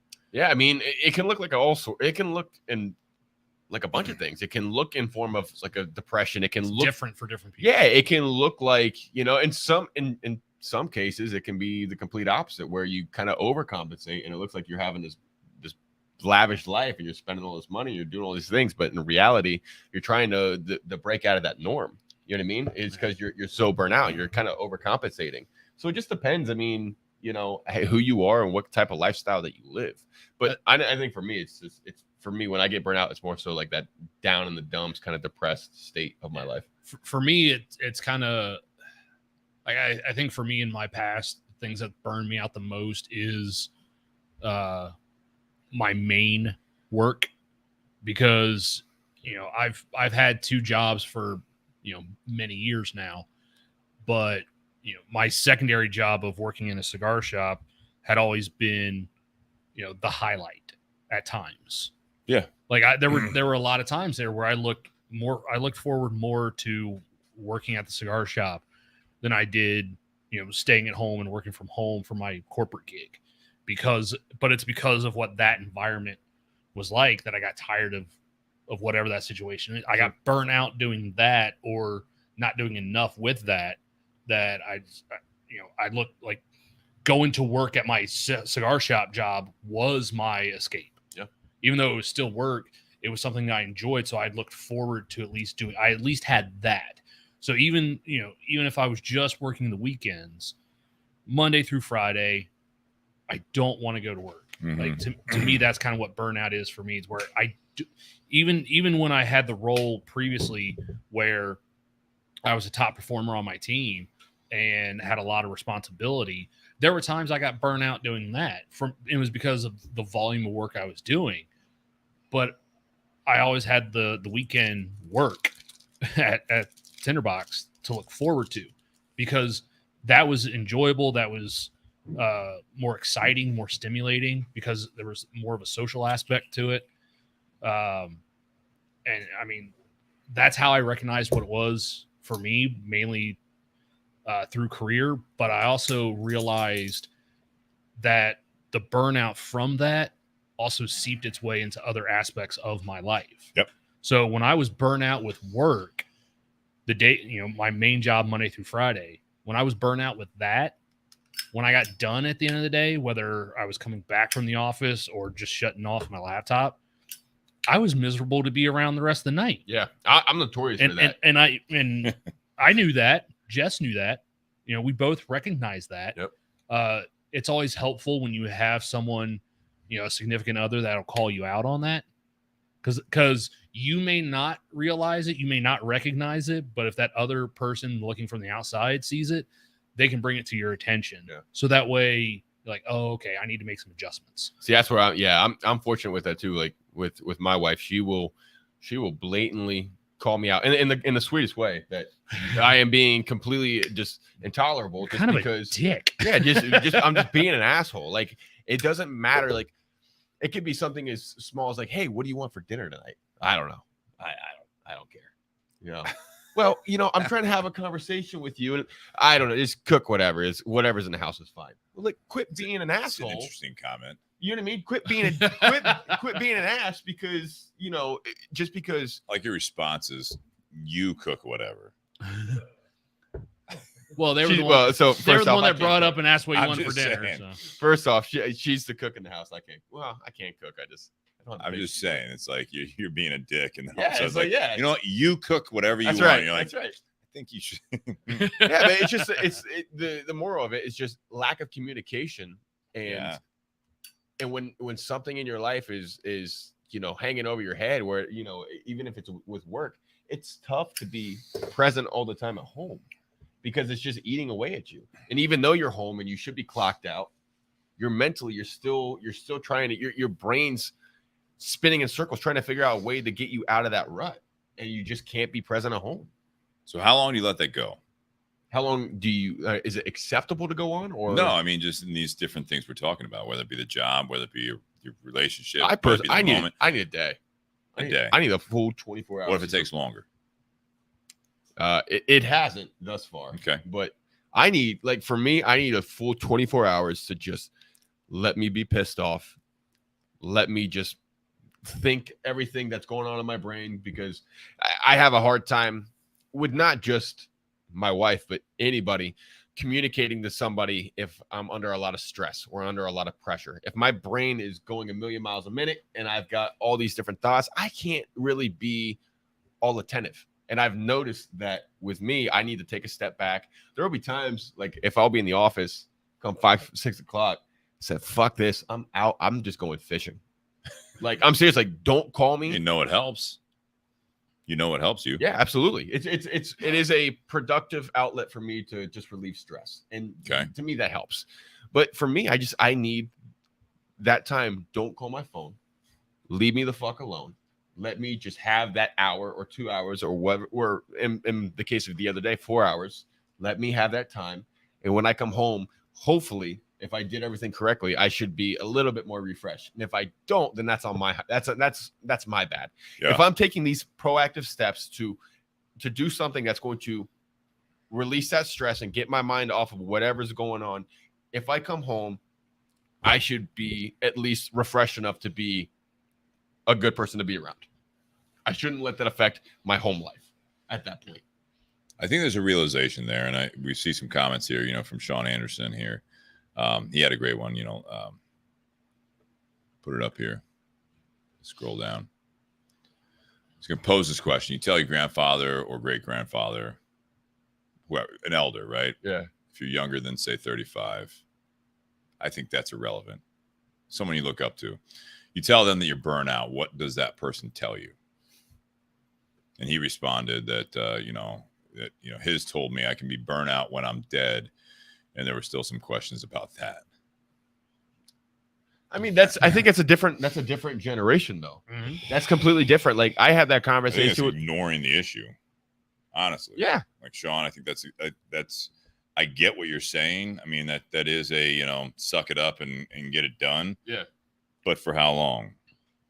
That's kind of the same thing. That before you asked that's what I was asking, you know, like, it's like, because how long is it reasonably, you know, and that's it reasonable to be burnt out? That's that old school mentality. Suck it up and keep doing it. That doesn't change like you burn out. Up. Yeah, that's that old school mentality. But at the end of the day, there was still depression and mental illness going on back in the day that just wasn't diagnosed. Yeah. You know what I mean? Like, we're just in modern day where, you know, again, we use anxiety and depression as almost as a blanket to kind of cover a lot of things. Yeah. But in all reality, people really do go through these just lower mental states in their life, and it needs to be addressed in some way. You know, you just can't, you know, I'll suck it up. Yeah. You know what I mean? Like, that's an old school mentality where just because people did that back in the day doesn't mean that's the proper way to handle, you know, stress now. There are other adequate ways to take care of that, not just suck it up. There are things that we can do now that helps alleviate that process. Well, I think there was something that brings up something from my past where I was very, very frustrated with the way that my previous career was going, and I had been given a different job opportunity. Someone else got a promotion, and then they didn't do well at their promotion that I also interviewed for, so that the company basically handled it where they got their old job back, and then I got my old job back. That's how they handled it. Later on, that person was let go because they just had lost their shit, and I got that job back. But I was so frustrated with it, and I was getting to that burnout point. And I remember I was talking on the phone to my dad about it, and I was just like, you know, I'm done. Like, this is bullshit. You know what I mean? Like, I'm fucking whatever. I said probably something around along those lines of like, I'm burnout. They don't appreciate it and all that stuff. And he gave me some great advice, which was different. And I would expect actually what Sean said that his grandfather, whatever, said to him.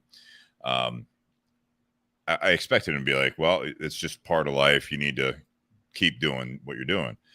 He said something different. And I think this is something that is kind of a frame of like how you can address some of these things where it's talk about it. He said something to me where he's like, that's fine. What are you going to do if you quit? Like, what are you doing on Monday? What are you going to do then? Like, that's fine. If you want to be all like pissed off and you want to be, you're burnt out and all that stuff, it's like more or less like, well, what are you going to do about it? Okay, you quit the job. That fixes one part of it. Then what? What's your next? Do you have another job lined up? Do you have something you're doing? Again, what are you going to do on Monday? Okay, take it a step further. How are you going to pay your bills? Mm-hmm. Like, that's fine. You can be fucking burnt out. But like the big thing that I got from a simple comment like that, and he was kind of like that, where it was not very, like, he didn't give me the answers. He just kind of started having those responses where it's like, fine, be pissed off. What are you going to do about it? Yeah, line it up. It's kind of like one of those things. It's like, okay, you realize, like, I can take it a little bit further where it's like, okay, you realize you're pissed off and you're upset and you want to quit. Okay, established. Like, again, you want to go to your room, piss and moan, all stuff, like, just like as a kid, you know what I mean? I'm not happy with the way things are in this household. It's like, okay, well, what are you going to do about it? You're just going to go cry in your room, or are you going to, like, figure out what it is you're not happy about? And are you going to move on? Are you going to do, what are you going to do? I'm not saying like kids should leave the house at like whatever age, but I'm saying, like, in that circumstance, I ended up staying in that career in that job for several years later. And I did have some other steps in progress in that career, but it ended up later on that I kind of kept running into that thing because that was the mentality of that company. Mm-hmm. And I didn't sync up as well with it. Right. But I never took those steps to say, okay, well, I'm going to do something else about it. And I had that mentality for a long time in my job and relationships and everything else, where it's like, you can get frustrated. And that's where the question was, is how long do you deal with that? You know what I mean? How long do you deal with that? I'm going to stomp and whine and complain about shit. But when do you actually start putting the steps together where it's like, okay, like, what am I going to do about this? When do you take action? When do you move on from the, like you say, it's 24 hours, you know, for you, Ryan, it's like, when do you move on from that? And if it doesn't get better, you got to do something about it. I think sometimes the first step is like, okay, let's rationalize this. What am I upset about? Why am I at this burnout point? You know, Chris was asking, what does it look like? A lot of times it does, you know, what Ryan was saying earlier, it's just, it comes out of nowhere and you don't even realize it because you're just doing kind of, I'm not saying that was bad advice, you know, necessarily from Sean Anderson, but it's like, you know, it's like the attitude is that old school mentality. It's like, no, this is what my responsibilities are. I'm just going to keep doing this. But you're not addressing the issue. You're not actually like saying, okay, why am I at this breaking point? What am I doing on my side? What are the other factors? Why is this person pissing me off? Why is this job pissing me off? Why am I getting to this point where I'm like that? Sometimes it is the outside things, and you start looking at it, it's like, well, I haven't slept well in a fucking week. Yeah. You know what I mean? It's like, that's gonna like break you. Absolutely. Literally everything else can be fine, but everything else has been polluted on your everyday stuff is because, like, you know, what Nate was saying about, like, he was going to a job every day that he did not enjoy. It wasn't exciting. It was not even fulfilling at this point. It was a paycheck, and that was it. And it's like, you know, in one way, you know, Nate, you comment on, you know, that, you know, people, you talk about your dad a lot, and I think that's great. I mean, hopefully he found some satisfaction and fulfillment from the job he was at for 30 some years. But it's like, if you're doing what you're doing for so long and you say, all right, no, it's just my responsibility, I'm going to stick with this. But you never get past that burnout. You bottle it up, you bury it down, you do all this stuff, you try to do that. But it's like, is it because the job's not fulfilling, or is it because there's other factors that are leading you to not be fulfilled at your job? And it's like, so you have to actually have, I think, some self-assessment there. Yep. And some self-realization, and actually communicate with yourself. You need to actually look at things and realize, why are you not happy? Why are you at that burnout point? Like, is it because of the person that's pissing you off? Sometimes, yes. I think a lot of times it's not even that person. I agree with that. Yeah. 100%. 100%. Yeah. I mean, there's a lot of things, like, also for me is the willingness to make the change, but the fear to take that step. You know what I mean? Like, sometimes it's being fearful of, okay, what do you do next? I remember, and it's actually cool that he's here. I've looked up to Josh for a long time, just based on, not just based on who he is as a person, but I always thought what he does for a living is fucking really cool. Yeah. You know what I mean? Sure, he's been burnt out once or twice. I'm sure doing it. But it's cool because I've had the ability over the years to mentor him, and for me, it's like you want to get to a place where you're doing your own thing, you're self-employed, you're the only person that you have to respond to or is yourself, right? But what does it take to get there, right? And then when you realize, oh shit, this person put 10s, 20, you know, however many years of dedication into that craft and that field, then you start to think like, fuck, like how am I really going to do this? Because at this point, it just seems it doesn't seem feasible. It doesn't seem like it's something you're able to accomplish because you see how much time they put in to get to where they're at. It's not like it's an overnight thing. It could be a complete career jump, and all of a sudden, you know, it's just the fear of diving into something that you have no clue about. And you know, you can admire the people that do these things and want to do it for yourself, but really taking that step to get to your next goal. Yeah, it's hard for people to get over that hump. Well, it's sacrifices that come into it too, right? I mean, it's tough to make those sacrifices because you don't know what's really gonna what's gonna happen. Because to your dad's point, well, what the fuck are you gonna do on Monday? Yeah, how are you gonna pay your bills? Yeah, that's cool that you want to do these things, and I support that. Yeah, that's great. But what are you gonna do about it? How are you gonna start making this happen? Yeah, and then it's an eye opener. You know what I mean? Because you see people that have put the time in. And that's what it takes is, you know, just a long dedication, you know, dedication of time, hours, everything that you could think to build a business. But at the end of the day, it's taking that step to get to that point that really has people kind of scared to get to the next goal. It is. And there's a lot of factors, you know, it's like with like a Josh Porter, who is his own self-employed, right? You know, like do your own thing. Josh has his story, his life that got him there, right? Whether Sure. it's like you, like not Josh, but it's like, okay, you work 3 jobs so you could get to this, or you have a support system around you that, you know, I know Josh, you know, fairly well as well also. And not saying that there's always a crutch there, but like he's been with his wife a long time and has a family unit that just like anyone else, there's ups and downs, there's all that stuff.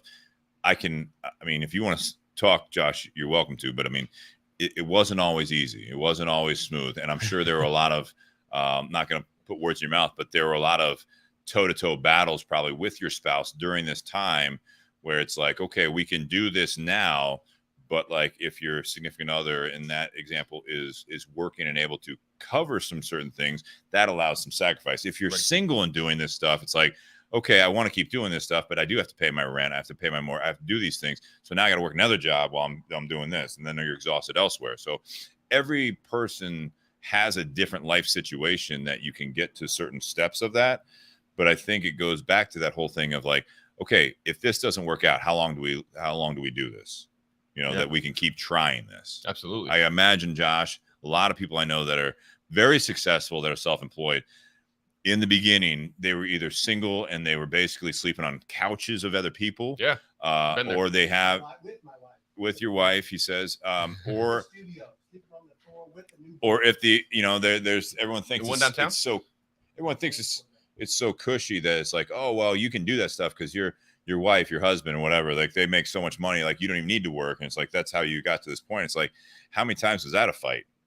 You know what I mean? Like you think about that, how easy was that conversation, you know, when it came to paying bills and stuff like that? It's like everyone just, you're absolutely right, Ryan. I mean, it's like you look at that, but it's like that is not easy. And everyone has different life circumstances, whether it be the support system around them with people, with finances, or it's also, if you're doing it on your own, it's like, do you think you can actually, do you have at least 5 years to basically work nonstop and not sleep and eat very little and not take care of yourself while you're trying to get to that point? Yep. I did it for probably a solid 2 years. Yeah. Where I didn't come home I would go in, there would be times I'd go in at 9, 10 in the morning, and I would come home at 4 or 5 in the morning, almost full 24 hours. And there were times where I would work 80, 90 hours, 100 hours in a work week. And it got to be a lot. I mean, to the point where if nothing changed based on the way that was making me at home, it was going to ruin my relationship. Only because it was making me a person who I didn't want to become. So you lose the relationship, then all of a sudden you become someone different, and then you possibly lose the the thing you're fighting for. Correct. On the other side of it, not only the relationship, but then you jeopardize potentially losing the career that you just were making. Exactly. Now So you're then now you got to person. find balance. So now you got to Right. figure out what it is that you're going to have to do to be able to make everything work in your life. Be able to work this said job and be able to fight for that while you're there, but also know when you're home, you just got to be. Sometimes, to Sean's point, you got to suck it up and you just got to be at home and you got to be present, because it's not always going to be easy. It's not. I mean, even when you're burnt out, there are times that you could be burnt out for maybe weeks or months at a time, but eventually you got to pull yourself out. Yeah, because you can't use it as. Go ahead. Bob Keller. No, to your point, Bob Keller makes a good comment here. Is I have to set priorities so I can recenter. Often, the things that can irritate me in the moment don't matter nearly as much as when I take a moment and compare them to the priorities that I set. And I think that is a big part of that. No, absolutely. And if you're on your own, it is all on you. Even if you're with someone else, like a significant other, or you have a family or whatever it is, your priorities. That's where he ends up, right? No matter what his life situation is with these, like those moments, but you compare them to the priorities that he set. That's a big part of it. Because I think a lot of times, and I haven't used this example in a long, long time, but the hand in your face type thing is that problem, and you can't see clearly on everything because you're pissed. Yep. And you're at wit's end. You haven't done, but it's like you move the hand away from your face. You do what he's saying right there. Now all of a sudden you can see the hand. You can see beyond it. You can see everything a little bit more clearly because you put an effort in there to actually give that issue, whatever it might be, you give yourself a moment, as he says, to recenter. And I think that's awesome. I think that's great. I think that's impactful. Thank I you, think Bob. so. Yeah. It's one of those things that he's absolutely right, because I'm the same exact way. And it's not until someone breaks it down in that fashion to where, the little things that really don't matter, the things that I get pissed off about the most when I'm upset and when I'm in this sort of a rut, it really doesn't matter in the large scale, because I have a great life and I know I have a great life. And even if things didn't change tomorrow, how I want them to drastically change, it's okay, because life's still going to be good. I still have a great family, great friends, and a great support system, a great job, and I'm financially stable. I have everything in life to be. I don't know if you're religious, but called blessed. You know what I mean? I'm very fortunate to be in this position in life that I am, but it doesn't matter, because even when you feel this way, there's still times that get you down. But being able to look past that and kind of set yourself down and say, this is what I'm really working for. This is the bigger picture. And to know that, and to know it when you're in the heat of the moment, that's huge. What do you guys find your trigger points are for this stuff? I think that's a big part of it, is that as you go through these moments in life, and I mean, I think experience and obviously learning from other people and listening to different people speak and having conversations with people you look up to, like you were mentioning, Ryan, you looked up to Josh. Still do. Not as much, probably, though. No, he's lost a lot of hair since. Hey, easy. But it's realizing those trigger points of what's getting you to that point. Have you learned from anything? Like, I mean, like, Josh, with what I just even kind of put out there, it's like, do you learn from that? Or, this many years, this many decades later with your wife, you're still having the same arguments, or is it something that you guys can see coming and address? I think one of the things I've noticed is that my growing up was different than my wife's. I was raised by my parents, which were very positive, which gave me a positive outlook in life. I don't think she did. She had very negative, you might not do it. What can you really do kind of thing. My parents were always, go for the fences. So it gave me that ability to think entrepreneurial. Mm-hmm. I feel it, even I've seen it in her, and I see it in other people. And I think you even mentioned it earlier, is they get stuck at one point where they don't think they're good enough to do something. And you mentioned that too earlier, Ryan, and so did you, Steve, but it then hinders them from even trying.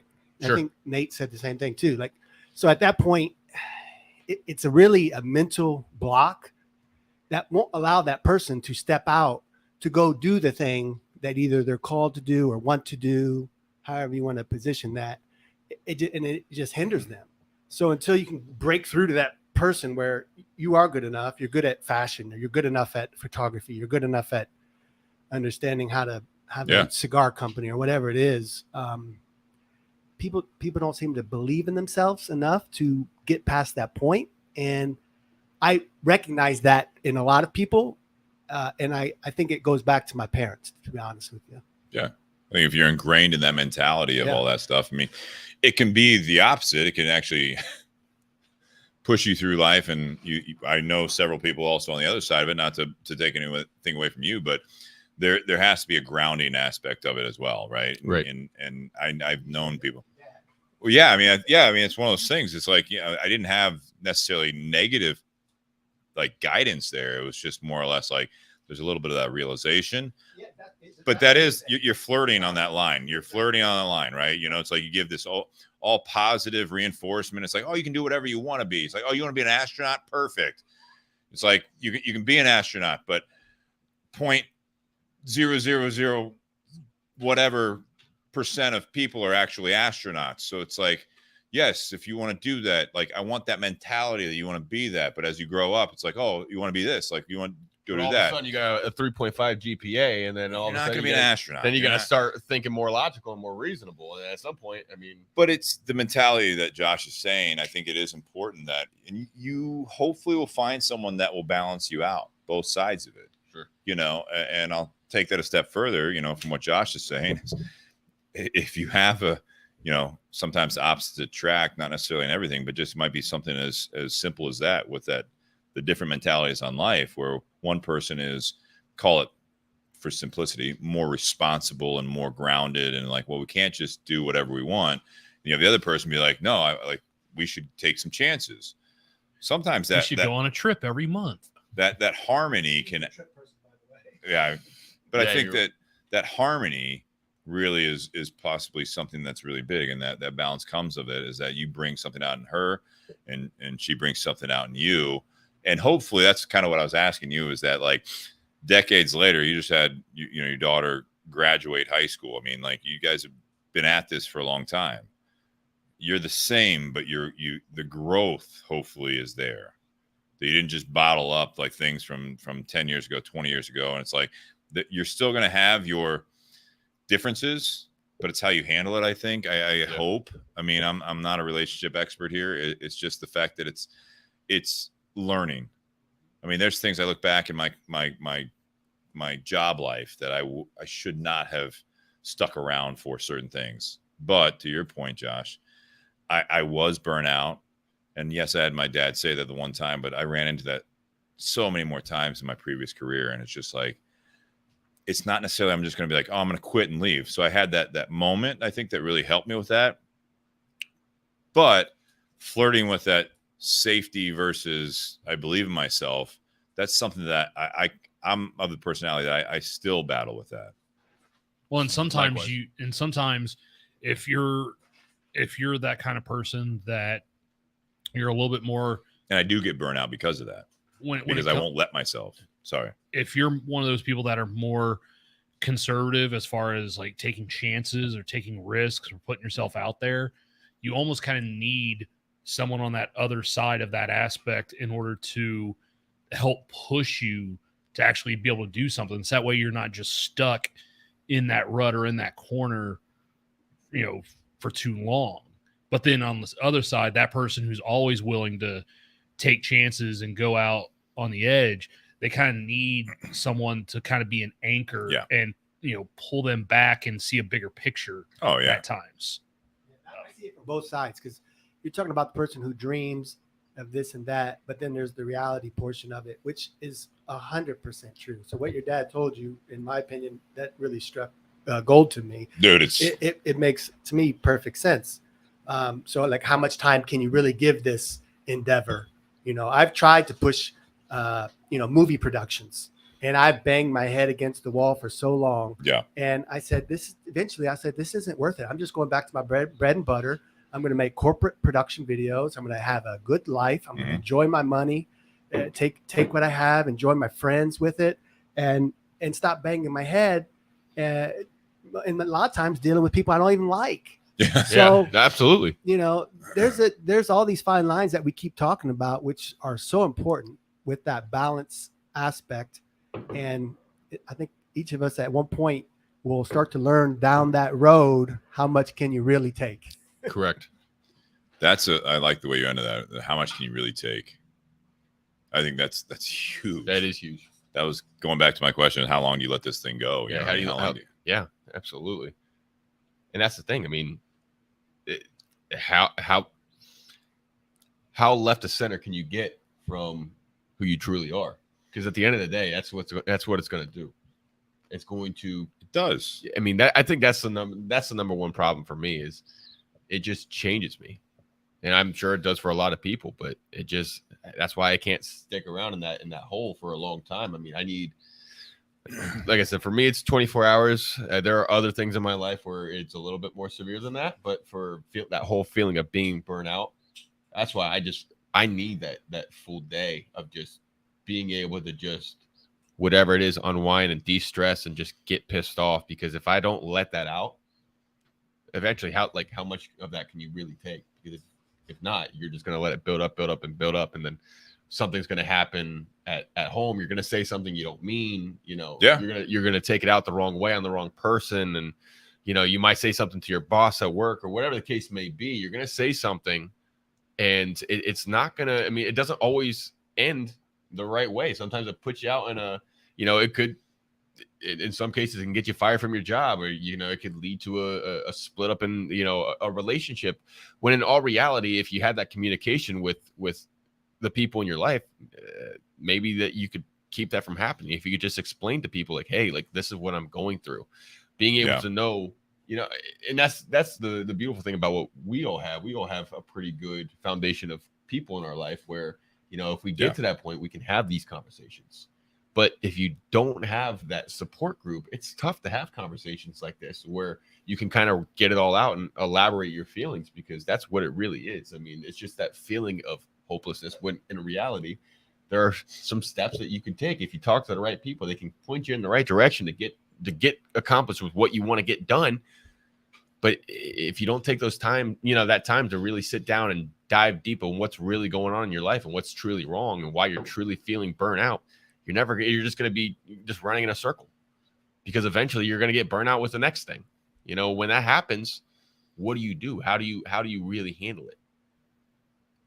Yeah, some of the most tough times in my life, and some of the people that I've come across in my life, the moments where I'm quiet or not communicating. I've seen it.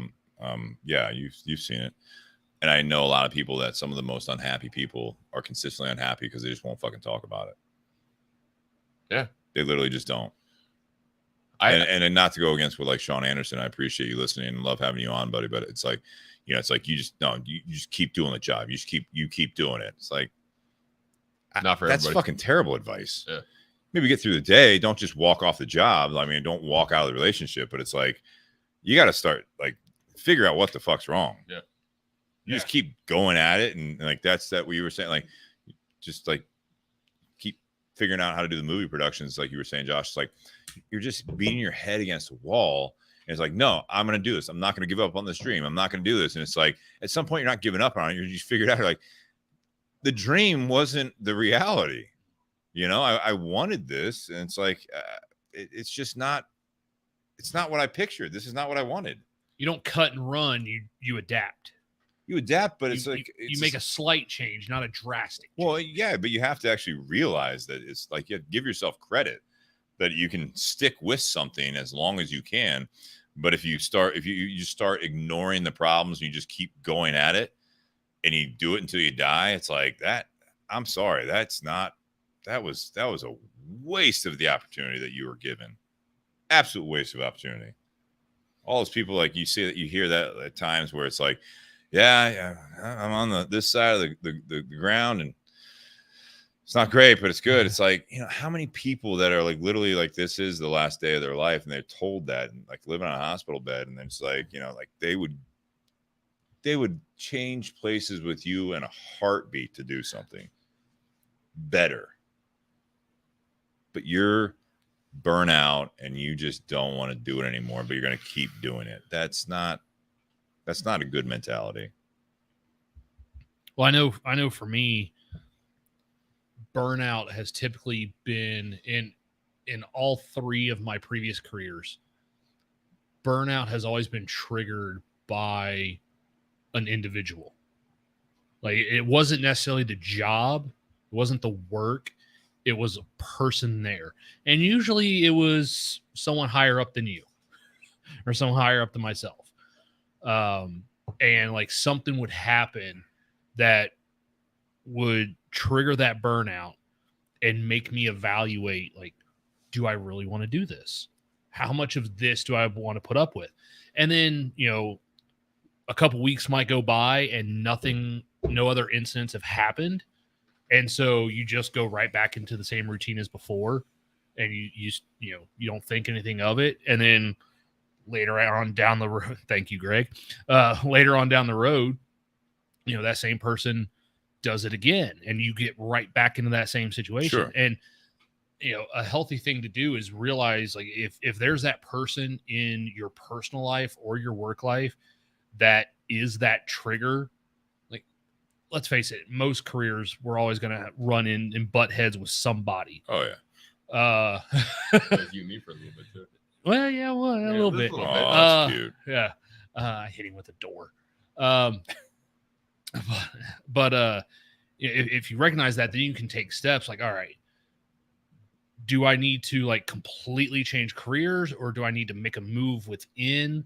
Like, how do I get away from this particular issue? Because not everyone in a management or leadership position is like that. Yeah. So like, how do you find, you know, the right ones? I've talked about my dad who, you know, worked at UPS for 34 years. He started there when he was 18. And he actually texted me a few minutes ago because he's watching. Hi, Dad. Hi, Dad. Like, you know, he was a UPS driver. He was a UPS driver, you know, for 28 years.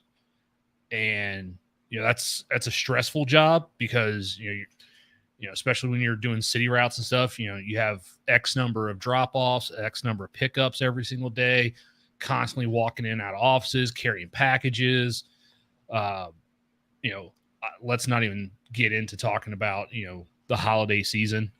Like, that's, you know, there were times, you know, my dad's normal day during those seasons, you know, he starts his day at 8:30 in the morning, and lucky if he gets home by 10 o'clock at night. Yeah. But even when he was doing all that, he told me he loved his job. It wasn't until the last 6 months, and it was management that he was having issues with. And that's why, you know, at 52, he's like, I'm done. I'm putting in my papers. Yeah. And, you know, he had 6 weeks of vacation plus sick time. And so starting January 1, like, he was taking like every other week off. There you go. so that way he ended up retiring just before his birthday. Yeah. And, you know, but he, you know, even though he would run into issues, even though he was working like crazy, and that work schedule caused him to miss a lot of his kids' functions. Yep. There were a lot of sporting events that he didn't get to go to. There were a lot of concerts that he didn't get to go to and watch his kids perform. But he was able to put a roof over his kid's head. Two, actually. He was able to put a roof. He was able to, you know, put clothes on their back, food on their table. And, you know, and because he knew he had responsibilities and priorities to take care of. Yep. And once it got to the point where, you know, he was fed up with management and he no longer had, you know, a family to take care of. You know, he's married, so he's got that, but he no longer had kids that he had to take care of. It's like, what am I working myself to death for? Why am I putting up with this? That's a level of self-realization. Yeah. And that's where the point he ended up getting. And, you know, he 52 retired, and, you know, he still works, you know, part-time, couple days a week, but he just, you know, enjoys what he's, you know, enjoys the life. But he put in the sweat equity to be able to get there. And I think with a lot of younger generation, sweat equity is the hard part. Like, they want to be able to get to the point and retire when they're 40. That's not going to happen. Yeah. But you did comment on the fact that he liked what he did. That's a big part of it. I don't want to take away from what Sean Anderson said, because he is a veteran, right? So, he's in the middle of combat and he's trying to push that, what his, grandfather said, but middle of combat for, I don't know, the 113th hour, pretty much straight. I'm burnout. I know I'm burnout. So I get to call a timeout. Let me just ask them for a pause and let's take it back up in 2 days. You're absolutely right. You can't just cut and run. I'm not saying that. I'm saying if you're burnt out, the whole hope for me, and I want to keep getting better and better at this, whether it be in a job, a situation, relationship. We didn't even get into like health struggles and things like that. Like, I'm not saying just give up and just walk away. I mean, that's that whole thing with what my dad's saying. What are you gonna do on Monday? I'm saying, like, finish the task at hand. But if you're burnt out and don't like what you do, and this keeps happening over and over again, like Sean, like, there should be a hope for you to realize that there's other options for how you spend your life. Like that's all I'm saying. Is like, it's not necessarily like you just cut and run, which what you're kind of alluding to there, Nate, with like people that just want to like do that all the time. It's like, that's not what I'm not saying that. Figure out why you're burnt out. And is it, if you're not happy doing what you're doing, you're not happy with your life and all that stuff, figure out why, so then you can make an educated decision on what to do next. And also realize, is it, I mean, yes, in that circumstance, 113 hours in battle, like, who wouldn't be like burnout? You know what I mean? Like, absolutely. Do you want to be there? No, you don't want to be there. Like, absolutely. You want to go home to your family or whatever it is. That's not necessarily what you signed up for, but it's not like you're just going to be like, all right, I'm a lifer. You know what I mean? Your find that light at the end. Your tour's over. Do you sign up for another one? Yeah, I'm a soldier. Like, no. I mean, like figure it out. There's nothing wrong with fulfilling your duties and figuring out that, like, no, I am burnout. I need something else in this life. Right. Like, you got to get home, but figure out where, figure it out. Don't just walk off the job. And I'm not like, obviously most jobs aren't as clearly life-threatening as what Sean's asking. All right, closing remarks. We're at that point here. Ryan, Nate, anyone in the audience want to do some closing remarks? Nate, go ahead. I wish we had Jonathan Herring here to give us the over-unders. I appreciate everyone listening out there. This is great. And the comments. They're fantastic. I think burnout is something that all of us have probably already dealt with probably more than once at this point in our lives. If you haven't, congratulations. It's going to happen. You're numb, and as someone said, you're a serial killer. Yeah. If it doesn't, drugs. Yeah. Well, okay, or that. But it's something that happens because so much of our life is repetition, routine. It's the same thing over and over if we let it. And if you, I think you have to recognize beforehand is best. You have to recognize what it is that gets you to that point. Because the best thing, which it'd be great if it happened all the time, the best thing would be, to see those triggers coming and know that's getting ready to happen and be able to take corrective actions before it does. So that way you don't get into that burnout phase. That would be ideal. Obviously, life doesn't always work that way. Stuff's going to come up. Like Ryan said, he could go into things absolutely fine. There's no build up. There's no lead up to it. But all of a sudden one thing happens and it just triggers that. Now, thankfully, in Ryan's case, it doesn't last very long. He just needs that time to be able to deal with it, however it is he deals with it. And then he's right back into, the way he normally is before that. So with Ryan, it'd be a little harder to recognize, those symptoms ahead of time. But I think there are a lot of people out there that have the ability to see stuff like that coming.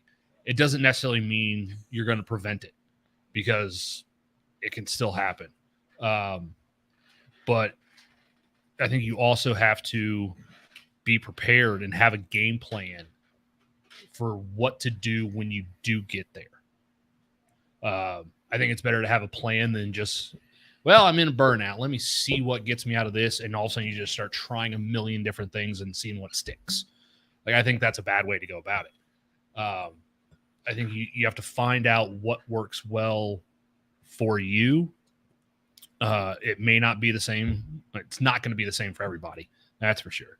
But then also, if you're someone who has a significant other, recognize when they're going through something like that and be that supportive cast for them when they go through that, because your triggers are not going to be the same as their triggers. The way they deal with it is not going to be the way you deal with it. So if your significant other is going through that, don't give them the advice that gets you out of it, because that may not work for them. Find out what does work for them and promote that type of change, that type of action. Because especially in the case of a significant other, if that person gets into a burnout phase and it starts impacting your relationship, both of you are suffering.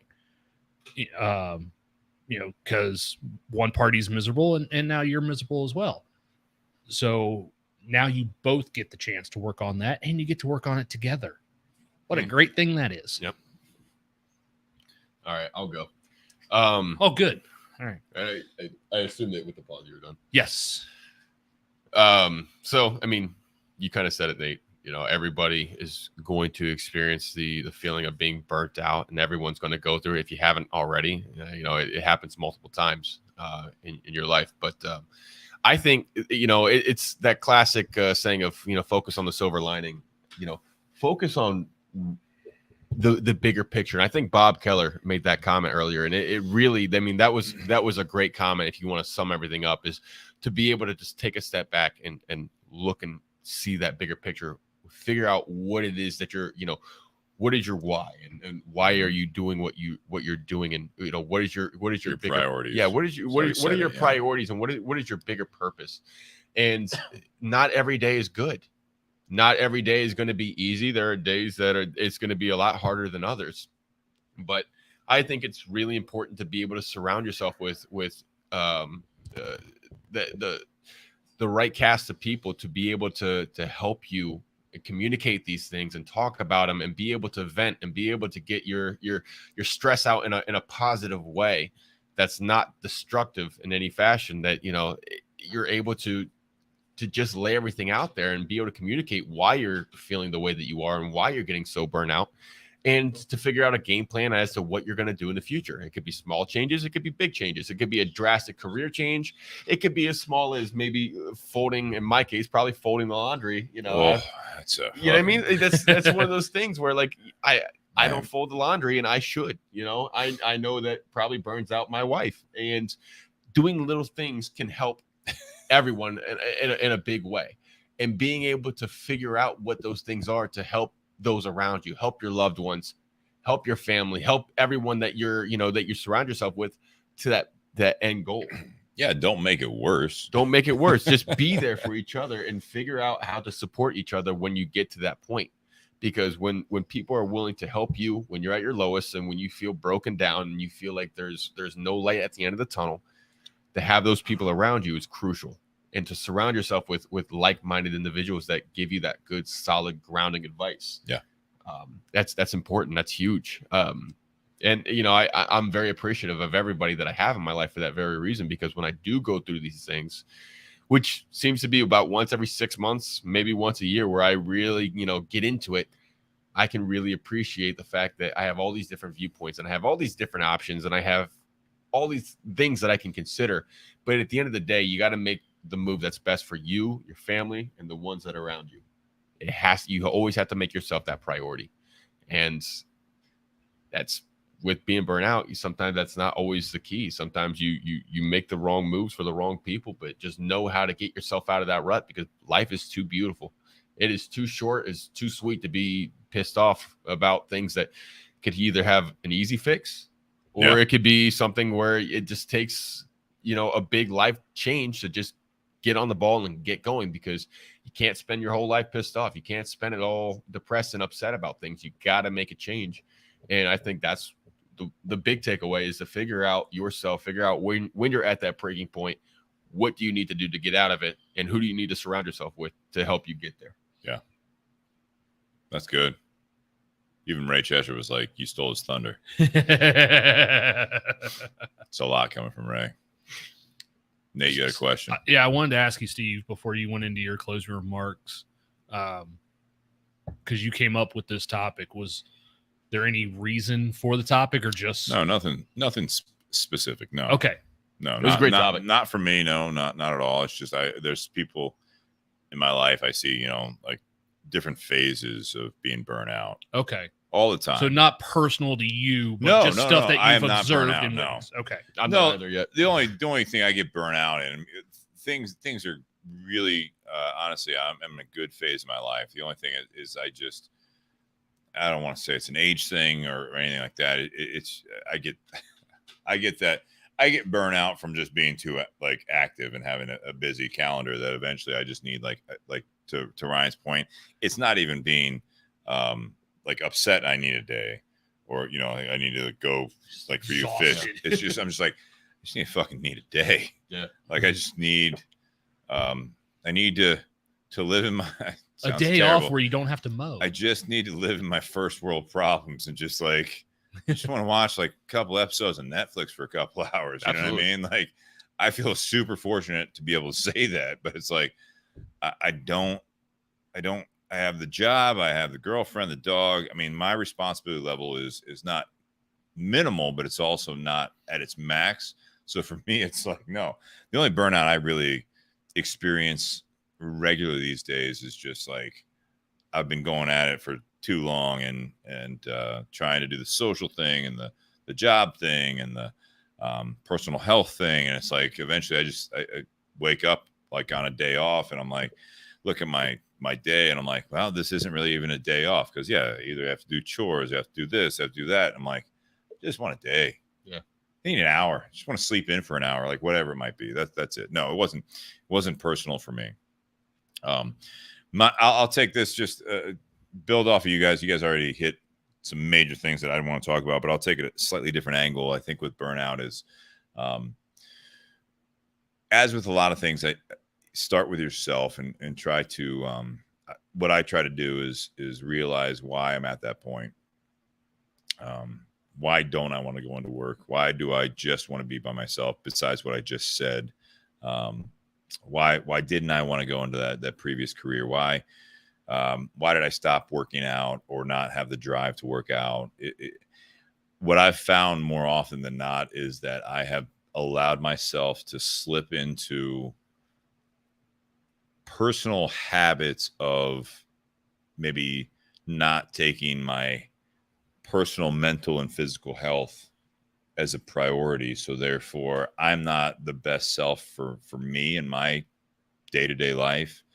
That will then overflow into my interactions with my job, with my relationship, with everything else. And so my biggest thing that I've learned, I think, over the years is that as soon as I allow myself to start slipping in my best practices, mentally, physically, everything else, when I don't get enough sleep, when I don't eat right, when I don't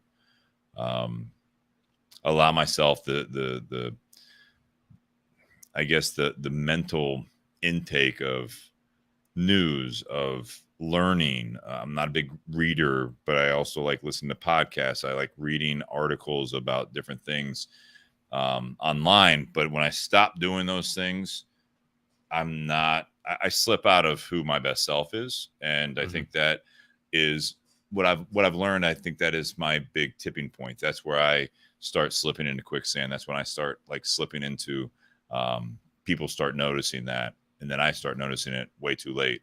And then I'm not on I'm not too far gone, I guess. But when I get truly burnt out is I start lashing out at other people, which then in turn, and we didn't really talk about it a whole lot tonight, I think a lot of people lash out on themselves. And so for me, it's not only ego or guilt or whatever it might be. For me, it's I try not to anymore get too far gone of who I am and what I value in myself and what my time and my interactions with other people and my day-to-day life, what I value the worth of that. That's when I think I really start slipping to the point of all the things we talked about tonight. Is I'm a firm believer that yes, there's a lot of outside things that stimulate you and then that will get you these burnout type things. But I think a lot of times, and you're right, Bob Keller did have a great comment. And I think part of that is realizing your own self-worth, and then also realizing the things I just said is that I'm not saying it's always my fault. I'm not playing that pity card, but I do realize a lot of times it's those things that I let slip start snowballing, and therefore everything else around me I can't handle the way I normally do. I don't deal with day-to-day life the same way. People will notice that. You're usually the last to realize that, and I think that's sometimes where you have to dig yourself out of your biggest hole when you are burnt out.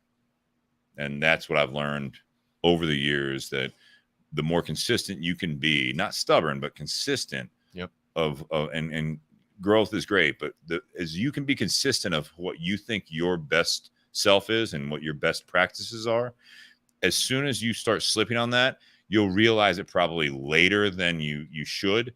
And then all of a sudden you're like, you're right. I haven't been eating as well. I haven't been sleeping as well. I haven't been doing things. I haven't been seeking conversation with other people. I've just kind of been going with the flow, and all these things that when I'm at my best self have really slipped. That's usually the biggest, for me at least, that's my biggest triggering things.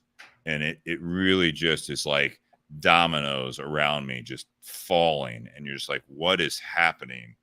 And then hopefully you catch it and you're like, I got to set these back up. And then now and everything goes smoother. Everything is more fulfilling and satisfying. So that I'm not going to point the finger at me, but I think a lot of times it's easier to point the finger outside than it is to like try to like, what am I fulfilling my side of the bargain here? And for me, a lot of times it's always come back to I didn't. I slipped, and I think that goes with the other people in your life, career wise, relationship wise, friend, whatever it might be. But it's like if they're doing the same thing, that sometimes comes back on you. When you're doing the same thing, it comes back on them. And now it's like it's a total disconnect. And I think that will just lead to these burnout moments because you just let it go too long. You don't address it. Yeah. So, guys, happy Whiskey Wednesday. Can I get like 30 seconds? Yeah, I think I'm running out of tape here. Ray, I saw your comment, and I just wanted to thank you because that really means the world to me. Ray, you've been someone I looked up to for a long time, and I know you're not in town anymore. And I know you come here every so often, but just so you know that I read that as Steve was making his final remarks, and I really, really appreciate those words because someone like yourself that I value not just personal, relationship standpoint, but who you are personally and professionally is someone that I would strive to be like when I get, to that age range. So I just want you to know that I really appreciate everything that you said, and I read it, and it just means the world to me because I really, look up to the person that you are. So thank you. Wow. That's it. It's the nicest thing anyone's ever said about Ray on this podcast. I know. Yeah. Normally Ray's getting the shit of the stick, but then I love it. But Ray, yeah, thank you, man. That really means a lot. Guys, cheers. Cheers. Yeah, a little left. See you guys next week. Cheers.